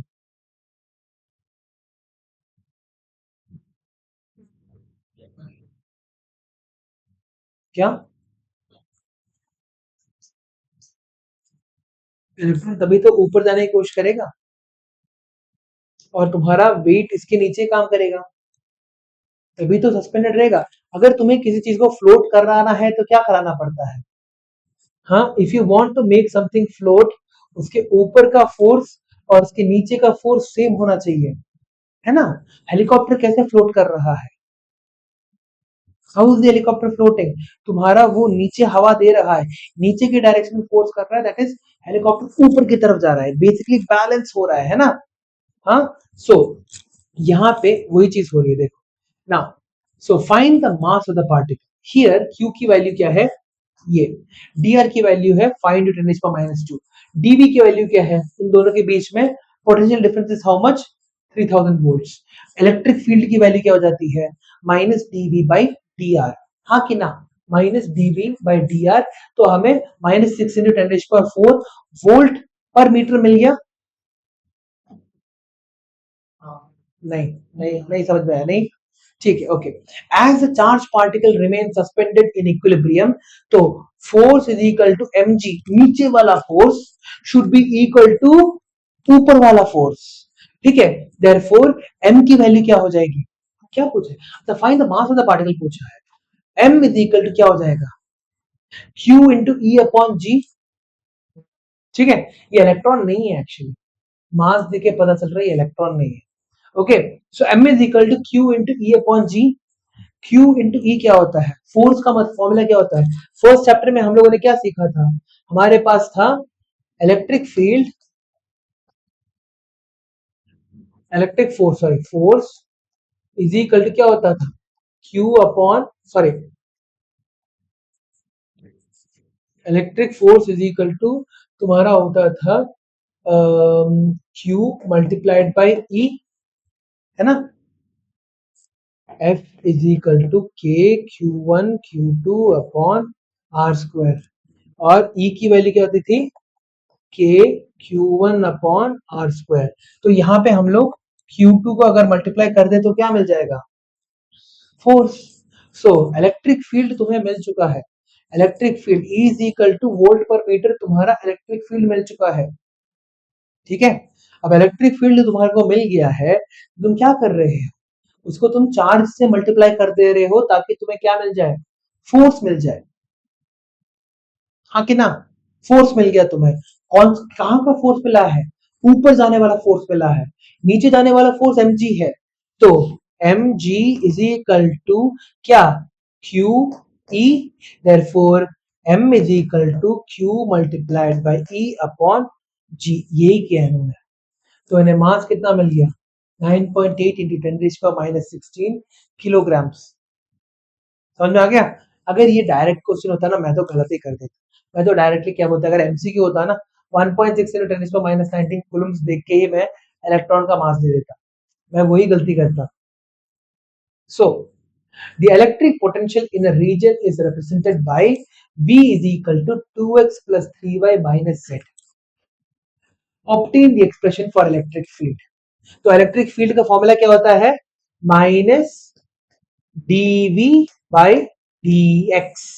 यहां पे तुम्हारे पास क्या है, v is equal to 2x plus 3y minus z, ठीक है। हमें क्या करना है, dv बाई dx निकालना है, dv बाई dy निकालना है, dv बाई dz निकालना है, ठीक है। जब हम लोग dv बाई dx करेंगे तो क्या मिलेगा, क्योंकि electric field x axis y axis और जेड एक्सिस तीनों में जा रहा है। यही पे जो क्वेश्चन था देखो, यहाँ पे क्या दे रखा है तुम्हारे पास, हाँ, E is equal to minus dv by dx. Electric field in the x direction is minus dv by dx. Minus dv by dy is the electric field in the y direction. Minus dv by dx dz is the electric field in the z direction.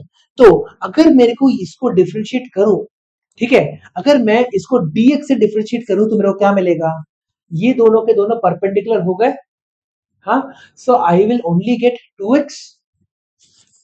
इस पूरे के पूरे value में तुम्हारे पास differentiate करने के लिए भी तो कुछ होना चाहिए, 2x plus 3y minus z जो है, इसको अगर तुम x से डिफरेंशिएट कर रहे हो तो ये दोनों तो तुम्हारे जीरो हो गए, क्योंकि इनके पास कोई x का वेरिएबल है ही नहीं। देखो यहाँ पे देखो, हाँ, जैसे 3y है, हाँ, उसका डेरिवेटिव होगा 3x 3 into dy by dx। ये कांस्टेंट बन गया ना तुम्हारे, नहीं डिफरेंशिएशन मतलब दूसरा रीजन होता तो 3 into dv by dx I cap plus dv by dy j cap plus dv by dz k cap। हाँ, ये कहाँ से लॉजिक निकाल रहे हो यार, एक को, हाँ हाँ वाई, अरे तुम्हारा फंक्शन ऐसा होता है ना, y is equal to 3x square plus 2x plus 5 dy by dx is equal to d by dx of 3x square plus 2x plus 5, ये होता है, हाँ, 3x स्क्वायर प्लस 2y, तो ये हो जाएगा 6x plus 2 dy by dx। हाँ वही होगा ना, एक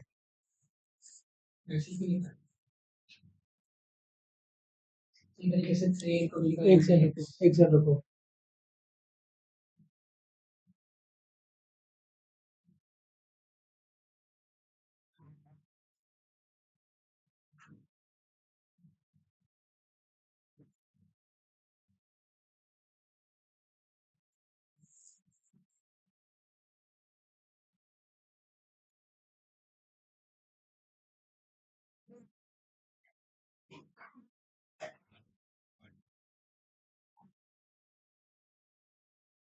तो हमेशा नॉर्मल डिफरेंशिएशन ही करता था इसमें,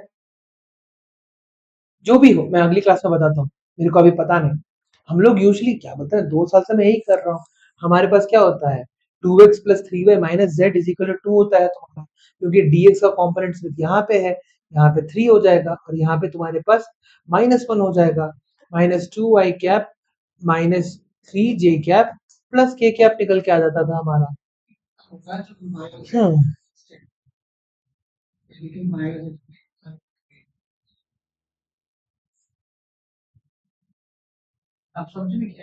मैं समझ तो गया क्या कर रहे थे, मैंने कभी इसके बारे में सोचा नहीं, literally speaking I never thought about this, क्योंकि जब भी मेरे को पोटेंशियल मिलता था, I will explain to you this in the next video, अगले वीडियो में मैं बता दूंगा, ठीक है।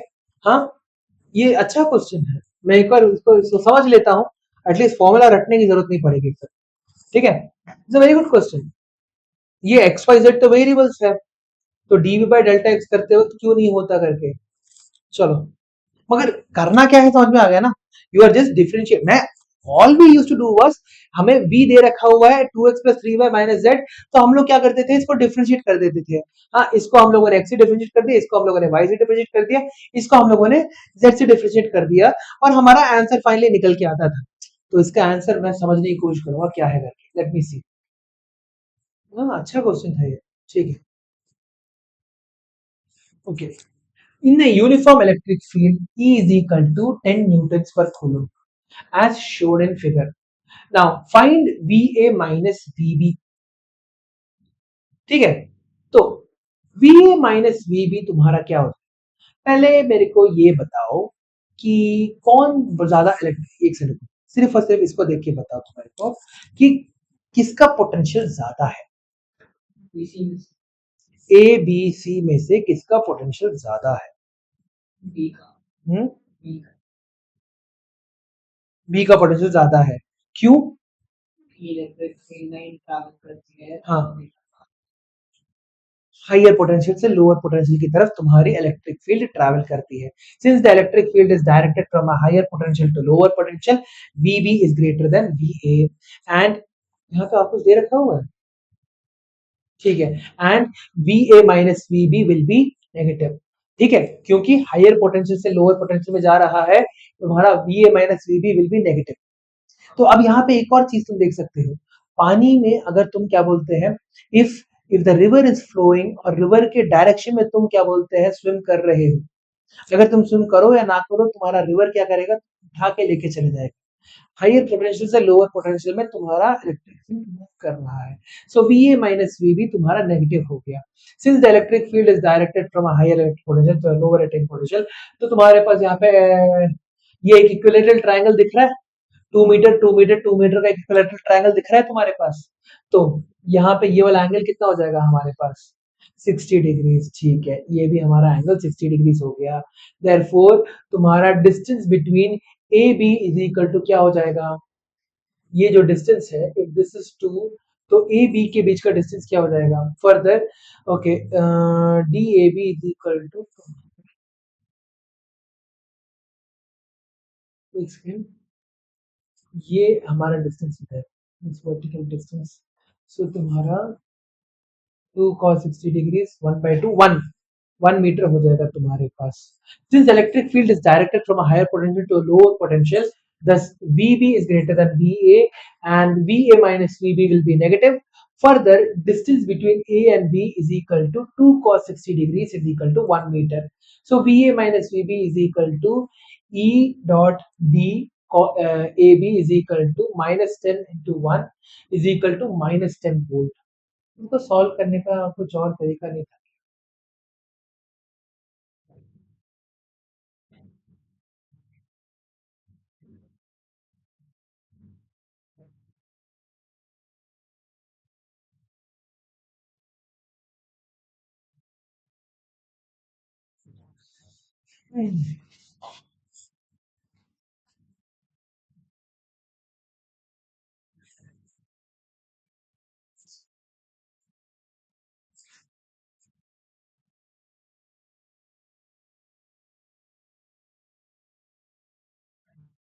और कोई तरीके से सॉल्व कर सकते हैं इसको,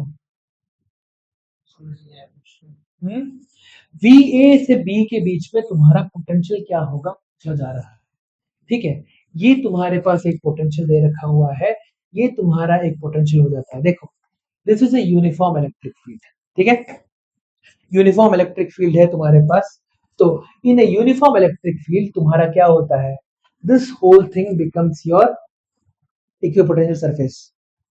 this whole thing will become your equipotential surface. ठीक है, सो तुम्हारा ऐसे मूव करना और ऐसे मूव करना डज इट मेक सेंस, दोनों के दोनों सेम सेंस ही बनाते हैं। तुम्हें किस पाथ से तुम एक जगह से दूसरे जगह में जा रहे हो फर्क नहीं पड़ रहा। that's what I was trying to think। Same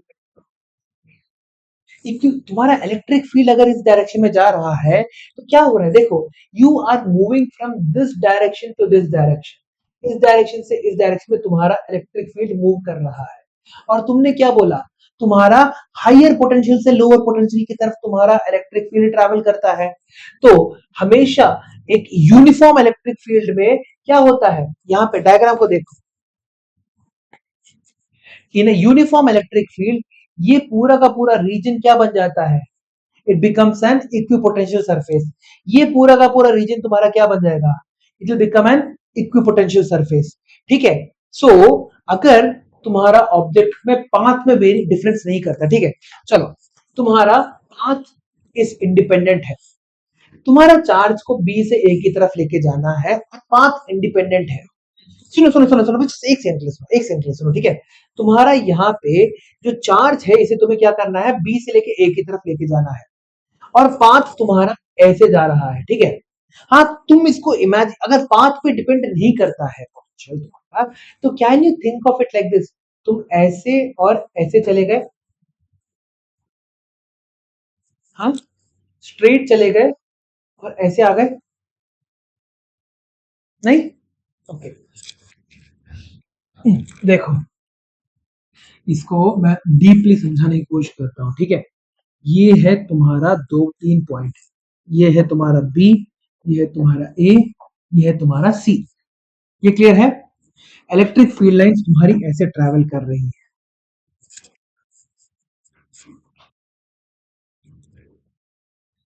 electric field lines are traveling like this. और इलेक्ट्रिक फील्ड हमेशा कहां से कहां जाता है, हायर पोटेंशियल से लोअर पोटेंशियल की तरफ तुम्हारा जाता है। ठीक है, ये भी हमें समझ में, just like a river, higher potential से लोअर पोटेंशियल की तरफ तुम्हारा इलेक्ट्रिक फील्ड जा रहा है।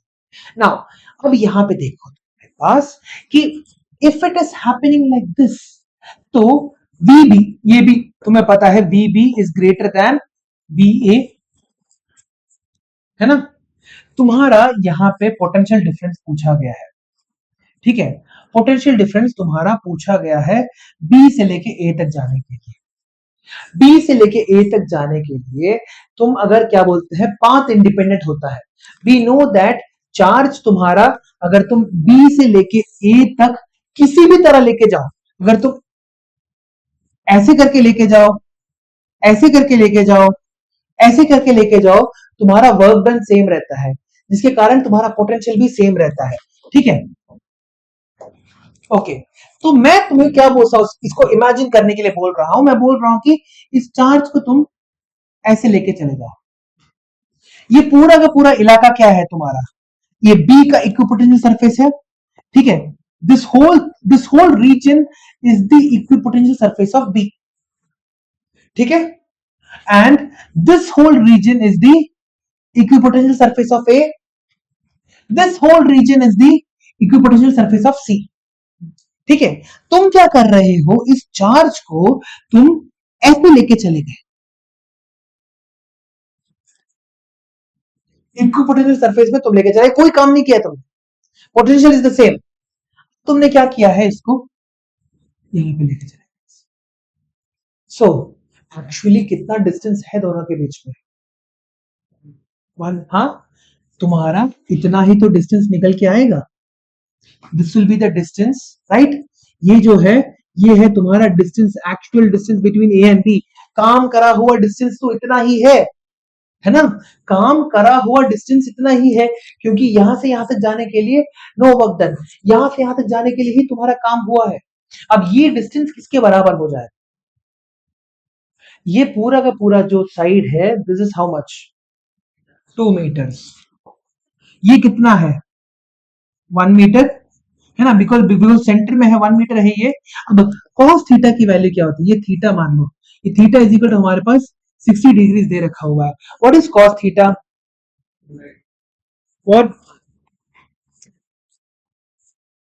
Cos theta is equal to तुम्हारा क्या है 1/2, नहीं मतलब cos theta is equal to adjacent side upon hypotenuse है तुम्हारे पास 1/2। ठीक है, नाउ अगर ये मेरा 1/2 है, नाउ यहाँ पे 1 ये 2 हो गया, नाउ तुम्हारे पास यहाँ पे तो cos 60 degrees is also equal to what 1/2 होता है तुम्हारे पास। सो क्या,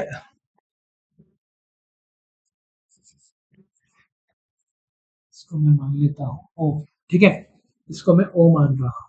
सो cos theta is equal to O B upon A B, right. So 1/2 is equal to क्या हो जाएगा O B upon A B की वैल्यू क्या है 2, ये दोनों के दोनों कट गए, ओ बी की वैल्यू क्या मिल गई 1 मीटर। ये तुम्हें ढूंढने की भी जरूरत नहीं थी, डायरेक्टली तुम्हारा आ रहा था।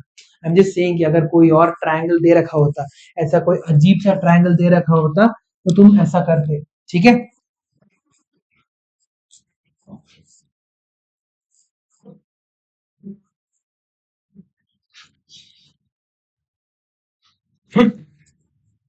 अरे यार क्या,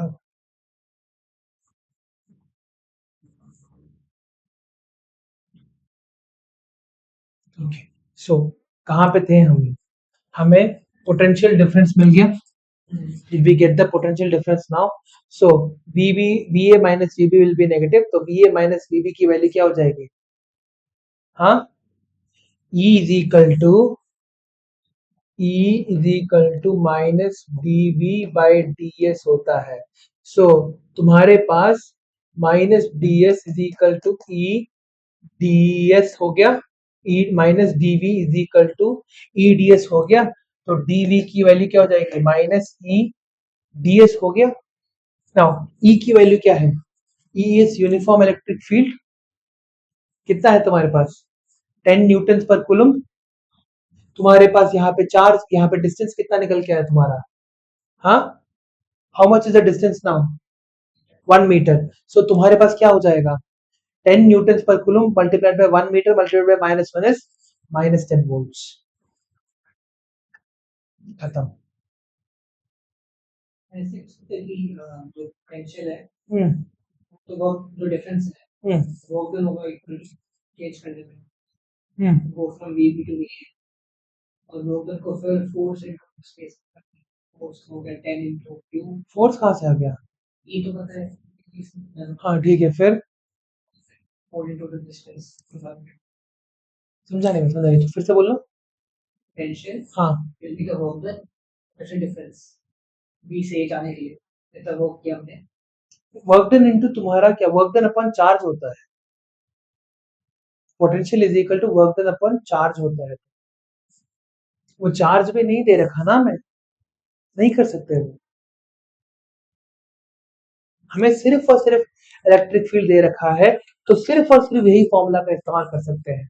we haven't given a charge, so potential difference is equal to work done upon charge होता है, it's not the same thing, ठीक है। हाँ ये देखो कौन सा, ये वाला E is equal to minus D by D S होता है, तो मैंने क्या किया minus D V is equal to E D S कर दिया, यहां पे समझ में आ गया। तो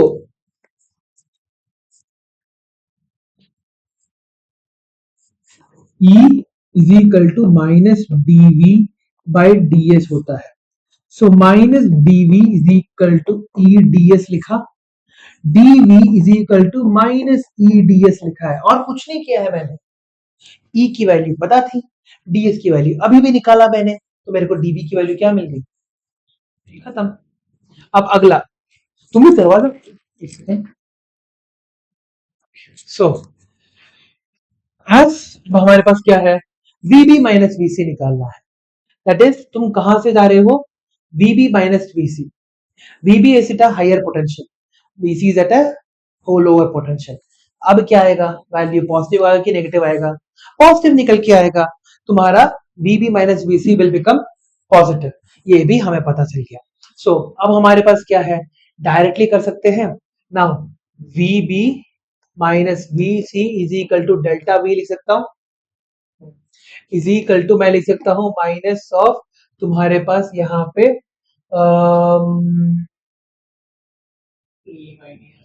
माइनस ई, क्योंकि तुम्हारे पास क्या हो रहा है, VB minus VC, that means तुम क्या कर रहे हो,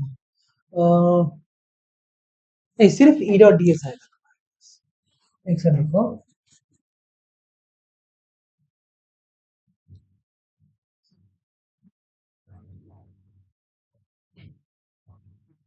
ये तो मेरे को समझ में आएगा कि 20 न्यूटन आएगा, 20 वोल्ट तुम्हारा निकल के आएगा। VB minus VC is equal to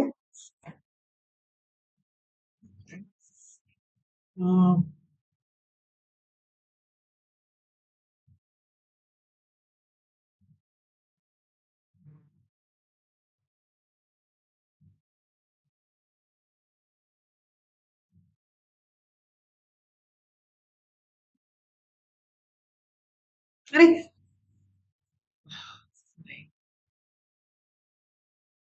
positive value है तो हम लोगों ने पॉजिटिव लिख दिया, E dot D S is equal to 10 multiplied by 2 is equal to 20 volts निकल के आ गया। ऐसा एक और क्वेश्चन करने की कोशिश करते हैं sir.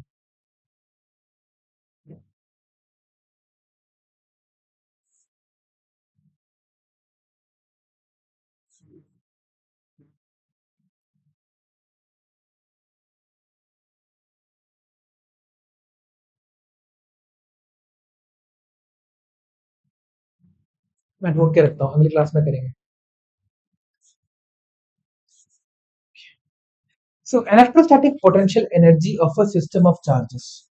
Electrostatic potential energy of a system of charges is defined as the total amount of work done in bringing the different charges to their respective position from infinitely large mutual separation. तो तुम्हारे पास क्या है, अगर तुम्हारे पास एक charge है, एक चार्ज है और तुम्हारे पास क्या हो रहा है, कहीं पे भी इलेक्ट्रिक फील्ड नहीं है, there is no electric field, तो उस चार्ज को मूव करने के लिए कोई काम करना पड़ेगा, करना पड़ेगा। तुम्हारे चार्ज स्फेरिकल शेल के अंदर क्या हो रहा था, स्फेरिकल शेल के अंदर तुम्हारे पास जो चार्ज था वो क्या, वो बेसिकली अंदर इलेक्ट्रिक फील्ड जीरो था, तो उसे अंदर की तरफ मूव करने के लिए कोई हमारा एनर्जी की जरूरत नहीं पड़ी, कोई हमारा वर्क डन नहीं हो रहा था, वर्क डन नहीं हो रहा था तो क्या होगा, पोटेंशियल हमारा जीरो हो जाएगा। तो बेसिकली जब तुम्हारा पहला चार्ज जो है, ठीक है, हाँ, बेसिकली अगर तुम्हारे पास हाँ, the total amount of work done in bringing different charges together, पहला चार्ज लेके आने में कोई काम नहीं करना, दूसरा चार्ज तुम लेके आ रहे हैं, अब इलेक्ट्रिक फील्ड है क्या, किसके कारण है, पहले चार्ज के कारण तुम्हारा इलेक्ट्रिक फील्ड बन के आता है। तीसरा चार्ज लेके आ रहे हैं, तीसरे चार्ज में कोई काम करना पड़ेगा, पहले और दूसरे के दोनों के कारण तुम्हारा इलेक्ट्रिक फील्ड क्रिएट हो रहा है, तो दोनों के बेसिस पे तुम्हारा चार्ज निकल रहा है, ठीक है। Now the SI unit of electric static potential energy is joules, इसलिए हम लोग बोलते हैं ना इलेक्ट्रॉन वोल्ट तुम्हारा जूल्स होता है, इलेक्ट्रोस्टैटिक पोटेंशियल एनर्जी तुम्हारा क्या होता है, जूल्स ही होता है, ठीक है। The SI unit of electrostatic potential energy is joules, another convenient unit of energy is electron volt, volt into charge energy which is joules, 1 electron volt is equal to किसके बराबर होता है, 1.6 into 10 raised power minus 19 into 1 volt which is equal to 1.6 into 10 raised power minus 19 joules के बराबर हो गया। now electrostatic potential energy of a system of 2-point charges, consider 2-point charges Q1 and Q2 lying at a point A and B and their location are R1 and R2 respectively. To find the electrostatic potential energy of these two charges, we must mentally build the system. धीरे धीरे करके एक charge को infinity से लेके आए, दूसरे charge को इन्फिनिटी में से लेके आए उस पॉइंट पे, तुम्हारे पास, तो हमें we must mentally build the system starting with both charges infinitely far away and at rest. Firstly, the charge Q1 is brought from infinity to a point R1. Infinity से उठा के लेके आए, उसे एक R1 में रखा. There is no external electric field against which the work needs to be done. So work done in bringing a charge Q1 will become zero at a point R1. R1 में तुम लेके आके उसे थपा दिए. थपाने के कारण तुम्हारा कोई काम हो रहा है, कोई भी काम तुम्हारा नहीं हो रहा है. तो Q1 को प्लेस करने के लिए no work was done. Now V is the potential that has been set up by Q1 at point B. ठीक है, तुम्हारे पास यहां पे क्या करना है,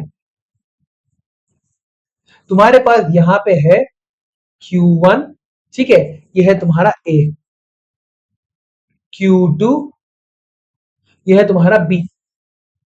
Q1 के कारण इस पॉइंट पे तुम्हारा जो इलेक्ट्रिक वो पोटेंशियल तुम्हारा होता है, वो कितना दे रखा है उन्होंने हमें, V दे रखा हुआ.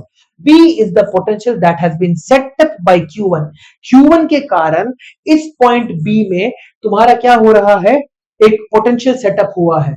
A potential has been set up at point B where Q2 is to be placed. ठीक है, जहां पे Q2 प्लेस होना है वहां पे हमारा एक पोटेंशियल क्रिएट हो गया. फिर हम लोगों ने क्या बोला, यहां पे ये है Q1, ये है Q2. Now V is equal to क्या हो जाएगा तुम्हारा 1/4 pi epsilon naught Q1 upon RAB. RAB क्या है, position vector of B with respect to A. तो RAB तुम्हारे पास हो गया, और RAB is the distance between the point A and B. By definition work done in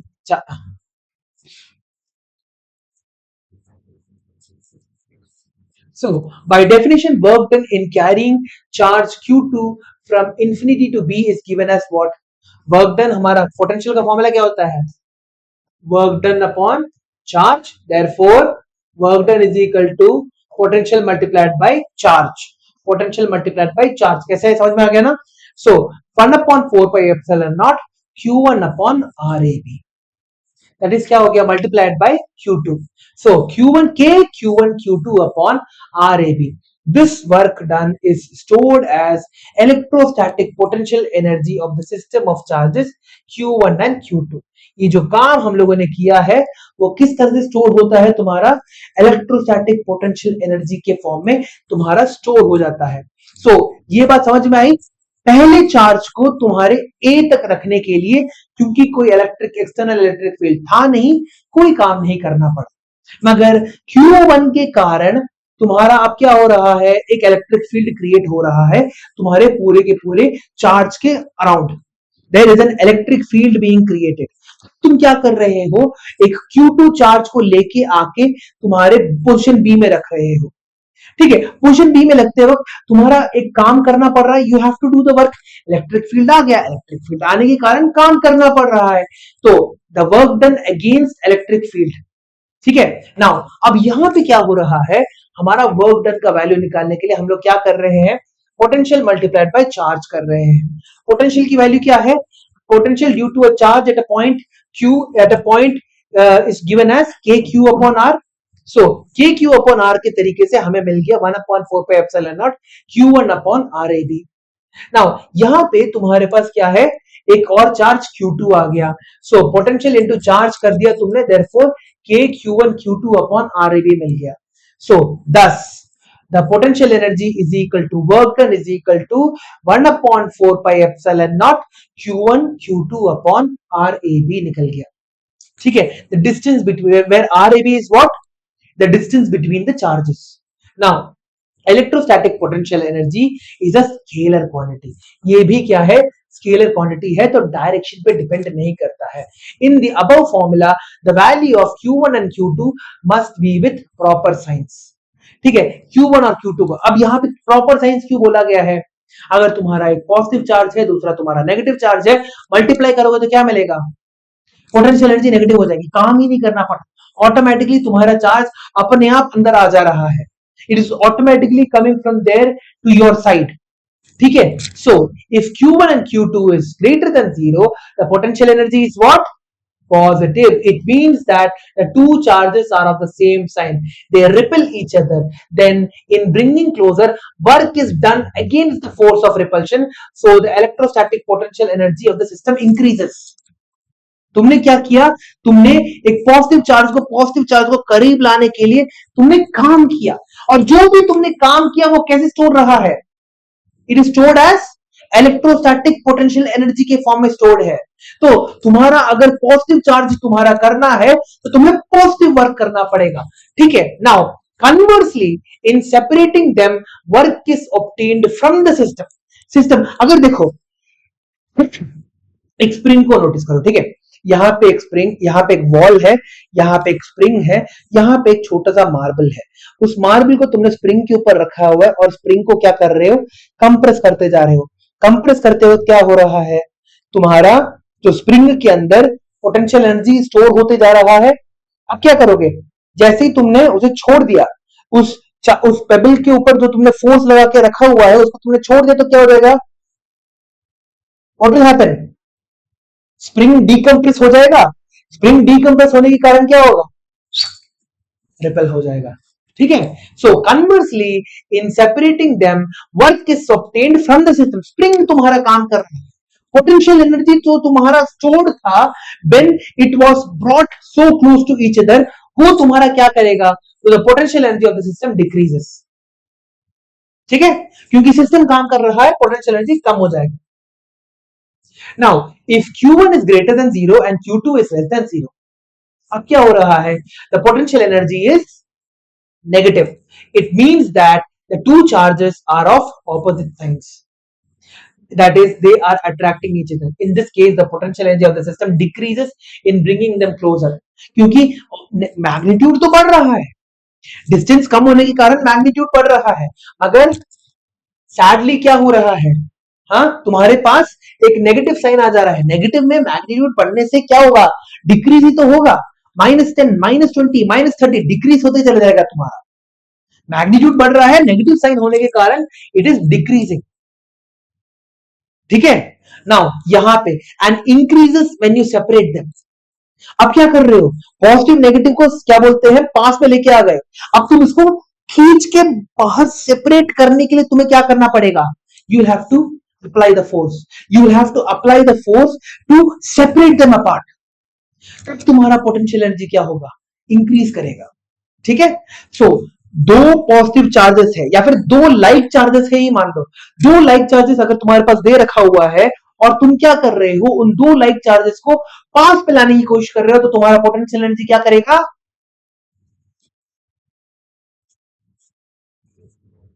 increase करेगा। नहीं समझ में आया? सोचो, फिर से सोच, समझने की कोशिश करो। दो पॉजिटिव चार्जेस है तुम्हारे पास, उन दोनों को तुम क्या कर रहे हो? पास लेके आ रहे हो। पास लेके आने के कारण क्या हो रहा है? दोनों एक दूसरे को रिपेल कर रहे हैं। क्या तुम्हें काम करना पड़ा? नहीं करना पड़ा। क्या रिपेल, इस रिपल्शन के अगेंस्ट तुम्हें काम करना पड़ रहा है ना? एक सेकंड, ठीक है। हम तुम्हें पॉजिटिव चार्ज, दो पॉजिटिव चार्जेस रिपेल कर रहे हैं। अगर तुम्हें उन्हें करीब लेके आना है तो क्या करना पड़ेगा? दो मैग्नेट्स को मान लो, दो नॉर्थ पोल के मैग्नेट्स को पास लाने के लिए क्या करना पड़ेगा? वर्क करना पड़ेगा ना, है ना। तुम्हारा अगर क्या बोलते हैं, पास में लेके आ रहे हो तो वर्क करना पड़ेगा। दूर जाते वक्त क्या हो जाएगा? वो तो अपने आप ही दूर चले जाएंगे, है ना। They will both go towards opposite direction on their own, automatically चले जाएंगे। तुम्हें कोई काम करने की जरूरत नहीं है, सिस्टम खुद काम कर रहा है तुम्हारे लिए उस समय, है ना। सो दो पॉजिटिव चार्जेस, दो लाइक चार्जेस को पास लाने के लिए तुम्हें एक रिपल्शन को ओवरकम करना पड़ा, जिसके कारण क्या हुआ? तुम्हारा पोटेंशियल एनर्जी बढ़ गया। तुम्हें उसे दूर करने के लिए क्या करना पड़ा? कुछ नहीं करना पड़ा, छोड़ दिया। रिपल्शन के कारण ऑटोमेटिकली क्या हो गया? तुम्हारा दूर चले गए, पोटेंशियल एनर्जी डिक्रीज कर गई। अब एक पॉजिटिव है, एक नेगेटिव है। पॉजिटिव और नेगेटिव को पास में लाने के लिए क्या काम करने की जरूरत है? हाँ, एक नॉर्थ पोल वाला मैग्नेट, एक साउथ पोल वाला मैग्नेट पास में लेके आ गए, कुछ भी काम करना पड़ रहा है? नहीं ना, ऑटोमेटिकली झटके से क्या कर ले रहा है एक दूसरे को? It is basically attracting each other, right. झटके से अट्रैक्ट हो जा रहा है। मगर इसको ये दो मैग्नेट्स जो तुम्हारे अट्रैक्ट हो गए हैं, उनको खींच के बाहर निकालने के, सेपरेट करने के लिए क्या काम करना पड़ रहा है? तो जब तुम्हारे पास लाइक चार्जेस होते हैं, सॉरी अनलाइक चार्जेस होते हैं, तो पास में लाने के लिए नेगेटिव पोटेंशियल एनर्जी बन जाती है, दूर ले जाते वक्त तुम्हारी पोटेंशियल एनर्जी इंक्रीज करती है। इसलिए बोला जाता है साइंस को इग्नोर मत किया करो। ठीक है, is this picture clear now? क्योंकि ये सारे के सारे छोटे छोटे छोटे कॉन्सेप्ट्स हैं। ठीक है, हाँ सिर्फ फॉर्मूला रट के चले जाने से नहीं होगा। Next, in a hydrogen atom, the electron and the proton are bound at a distance of about 0.53 angstrom. इसको हम लोग बोर्स रेडियस भी बोलते हैं. Estimate the potential energy of the system in electron volt, taking the zero of the potential energy at infinite distance of separation. ठीक है, तुम्हारे पास infinite distance of separation में तुम्हारा क्या हो रहा है? हाँ, it is basically zero. अब हमको पता है, we know that from chemistry the potential energy of an electron inside an atom is negative. अब हम लोग यहाँ पे फिजिक्स में प्रूव करके दिखा रहे हैं बस। ठीक है, यहाँ पे देखो तुम्हारे पास क्या है, डिस्टेंस दे रखा हुआ है, हाइड्रोजन के अंदर क्या होता है, कितना पॉजिटिव चार्ज होता है? 1। तो एक ही प्रोटॉन है, तो क्या तुम्हारे पास 1.6 × 10⁻19 कूलम्स ऑफ पॉजिटिव चार्ज हो जाएगा। कितने तुम्हारे पास इलेक्ट्रॉन्स हैं?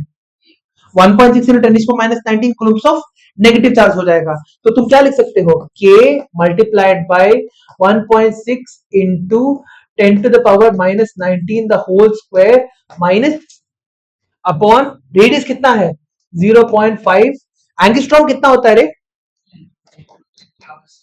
-10 एंगस्ट्रॉम, -6 तुम्हारा माइक्रो होता है, 10⁻⁻10 हो गया तुम्हारे पास। ठीक है, नाउ यहां पे इतनी एनर्जी निकल के आएगी, मैं सॉल्व नहीं करना चाहता, इतना ही एनर्जी तुम्हारा निकल के आएगा, इसको देख लेते हैं। ठीक है, सो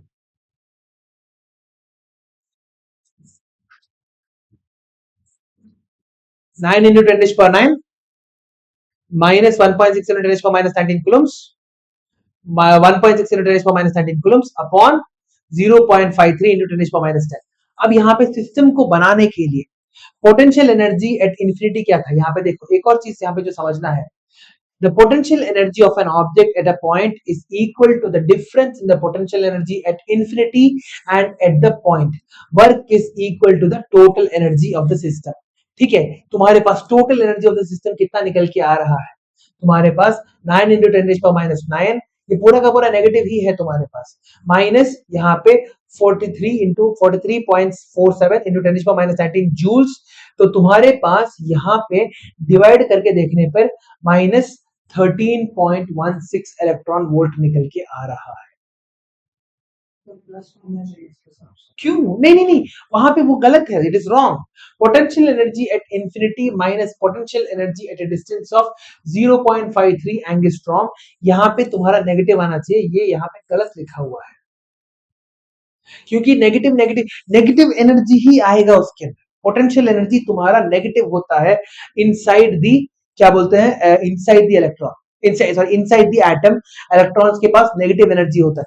इसलिए तो अगर तुम्हारे एक इलेक्ट्रॉन को बाहर निकालना है, you have to provide it some energy, system को एनर्जी प्रोवाइड करना पड़ रहा है, तभी तुम्हारा इलेक्ट्रॉन बाहर निकल के आ रहा है। ठीक है, तो यहाँ पे आई रियली डोंट नो इन्होंने ये क्यों किया है। ठीक है, हाँ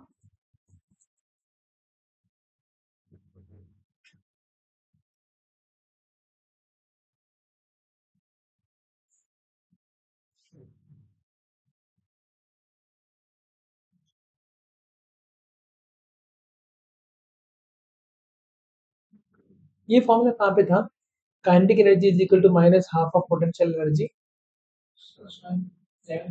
11th में हमारा स्ट्रक्चर ऑफ एटम के अंदर ही था ना? नहीं, स्ट्रक्चर ऑफ एटम नहीं है ना, ऐसा सुना सुना लग रहा है मेरे को।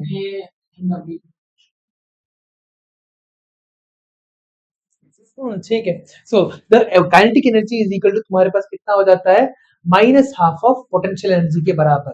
तो जितना भी तुम्हारे पास पोटेंशियल एनर्जी है, minus half of potential energy कर दो, तुम्हें कितना मिलेगा, 13.8 electron volt. So total energy कितना हो जाएगा तुम्हारे इलेक्ट्रॉन का, kinetic energy plus potential energy is equal to -13.58 electron volt या फिर -13.6 इलेक्ट्रॉन वोल्ट। ये बोर्स के तुम्हारे ground state of the electron का सेम वैल्यू है। हाँ एग्जैक्टली exactly. तुम्हारा ग्राउंड स्टेट में तुम्हारा -13.6 होता है, उसके बाद 3.4, उसके बाद तुम्हारा minus minus minus minus infinite distance में तुम्हारा क्या हो जाता है, जीरो निकल के आता है। तो ये थोड़ा बहुत मेरे को क्या बोलते हैं याद करना मुश्किल हो रहा है, वरना यहाँ पे मैंने देखा है minus of half of potential energy तुम्हारा निकल के आता है वो। Now potential energy at a separation of 1.06 angstrom.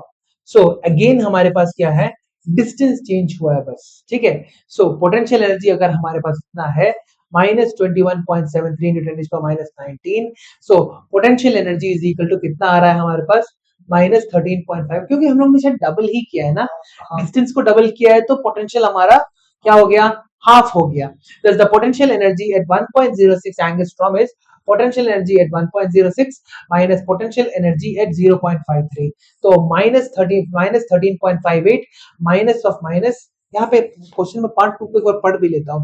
What is the minimum work done to free the electron given that the kinetic energy in the orbit is half the magnitude of the potential energy in one। अच्छा दे रखा था, kinetic energy is equal to half of potential energy दे रखा था, पूरा question मैंने पढ़ा ही नहीं। Okay, what are the answers in 1 and 2 above? If the zero of the potential energy is taken, if the zero of potential energy is taken at 1.06 angstrom separation,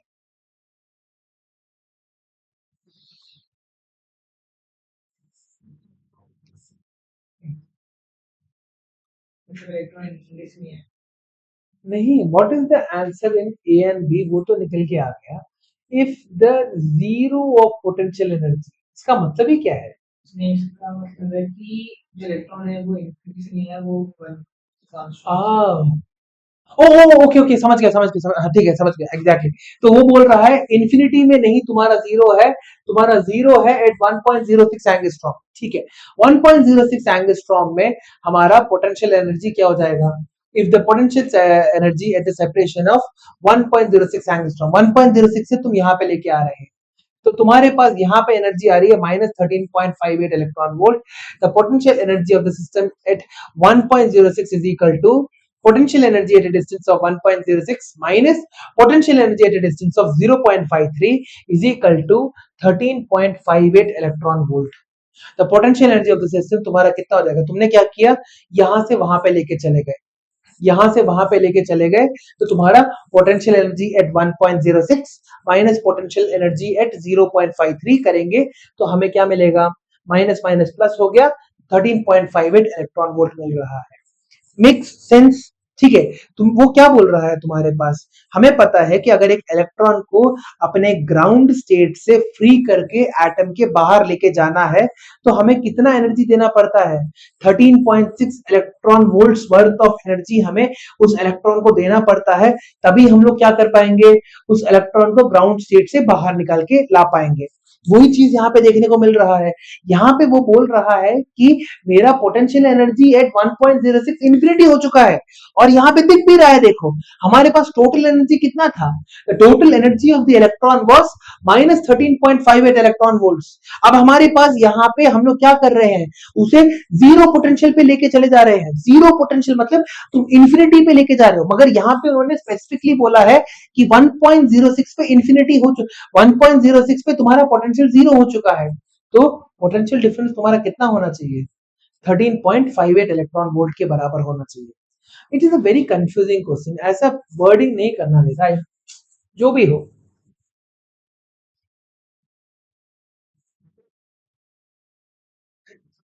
So thus on shifting the zero of the potential energy, work required to free electrons remains the same and is equal to 13.58 electron volts। Work done तुम्हारा बिल्कुल same हो जाता है, infinity की जगह अगर तुमने 1.08 पे रख लिया तो भी, ठीक है। सो electrostatic potential energy of a system of 3 point charges, हाँ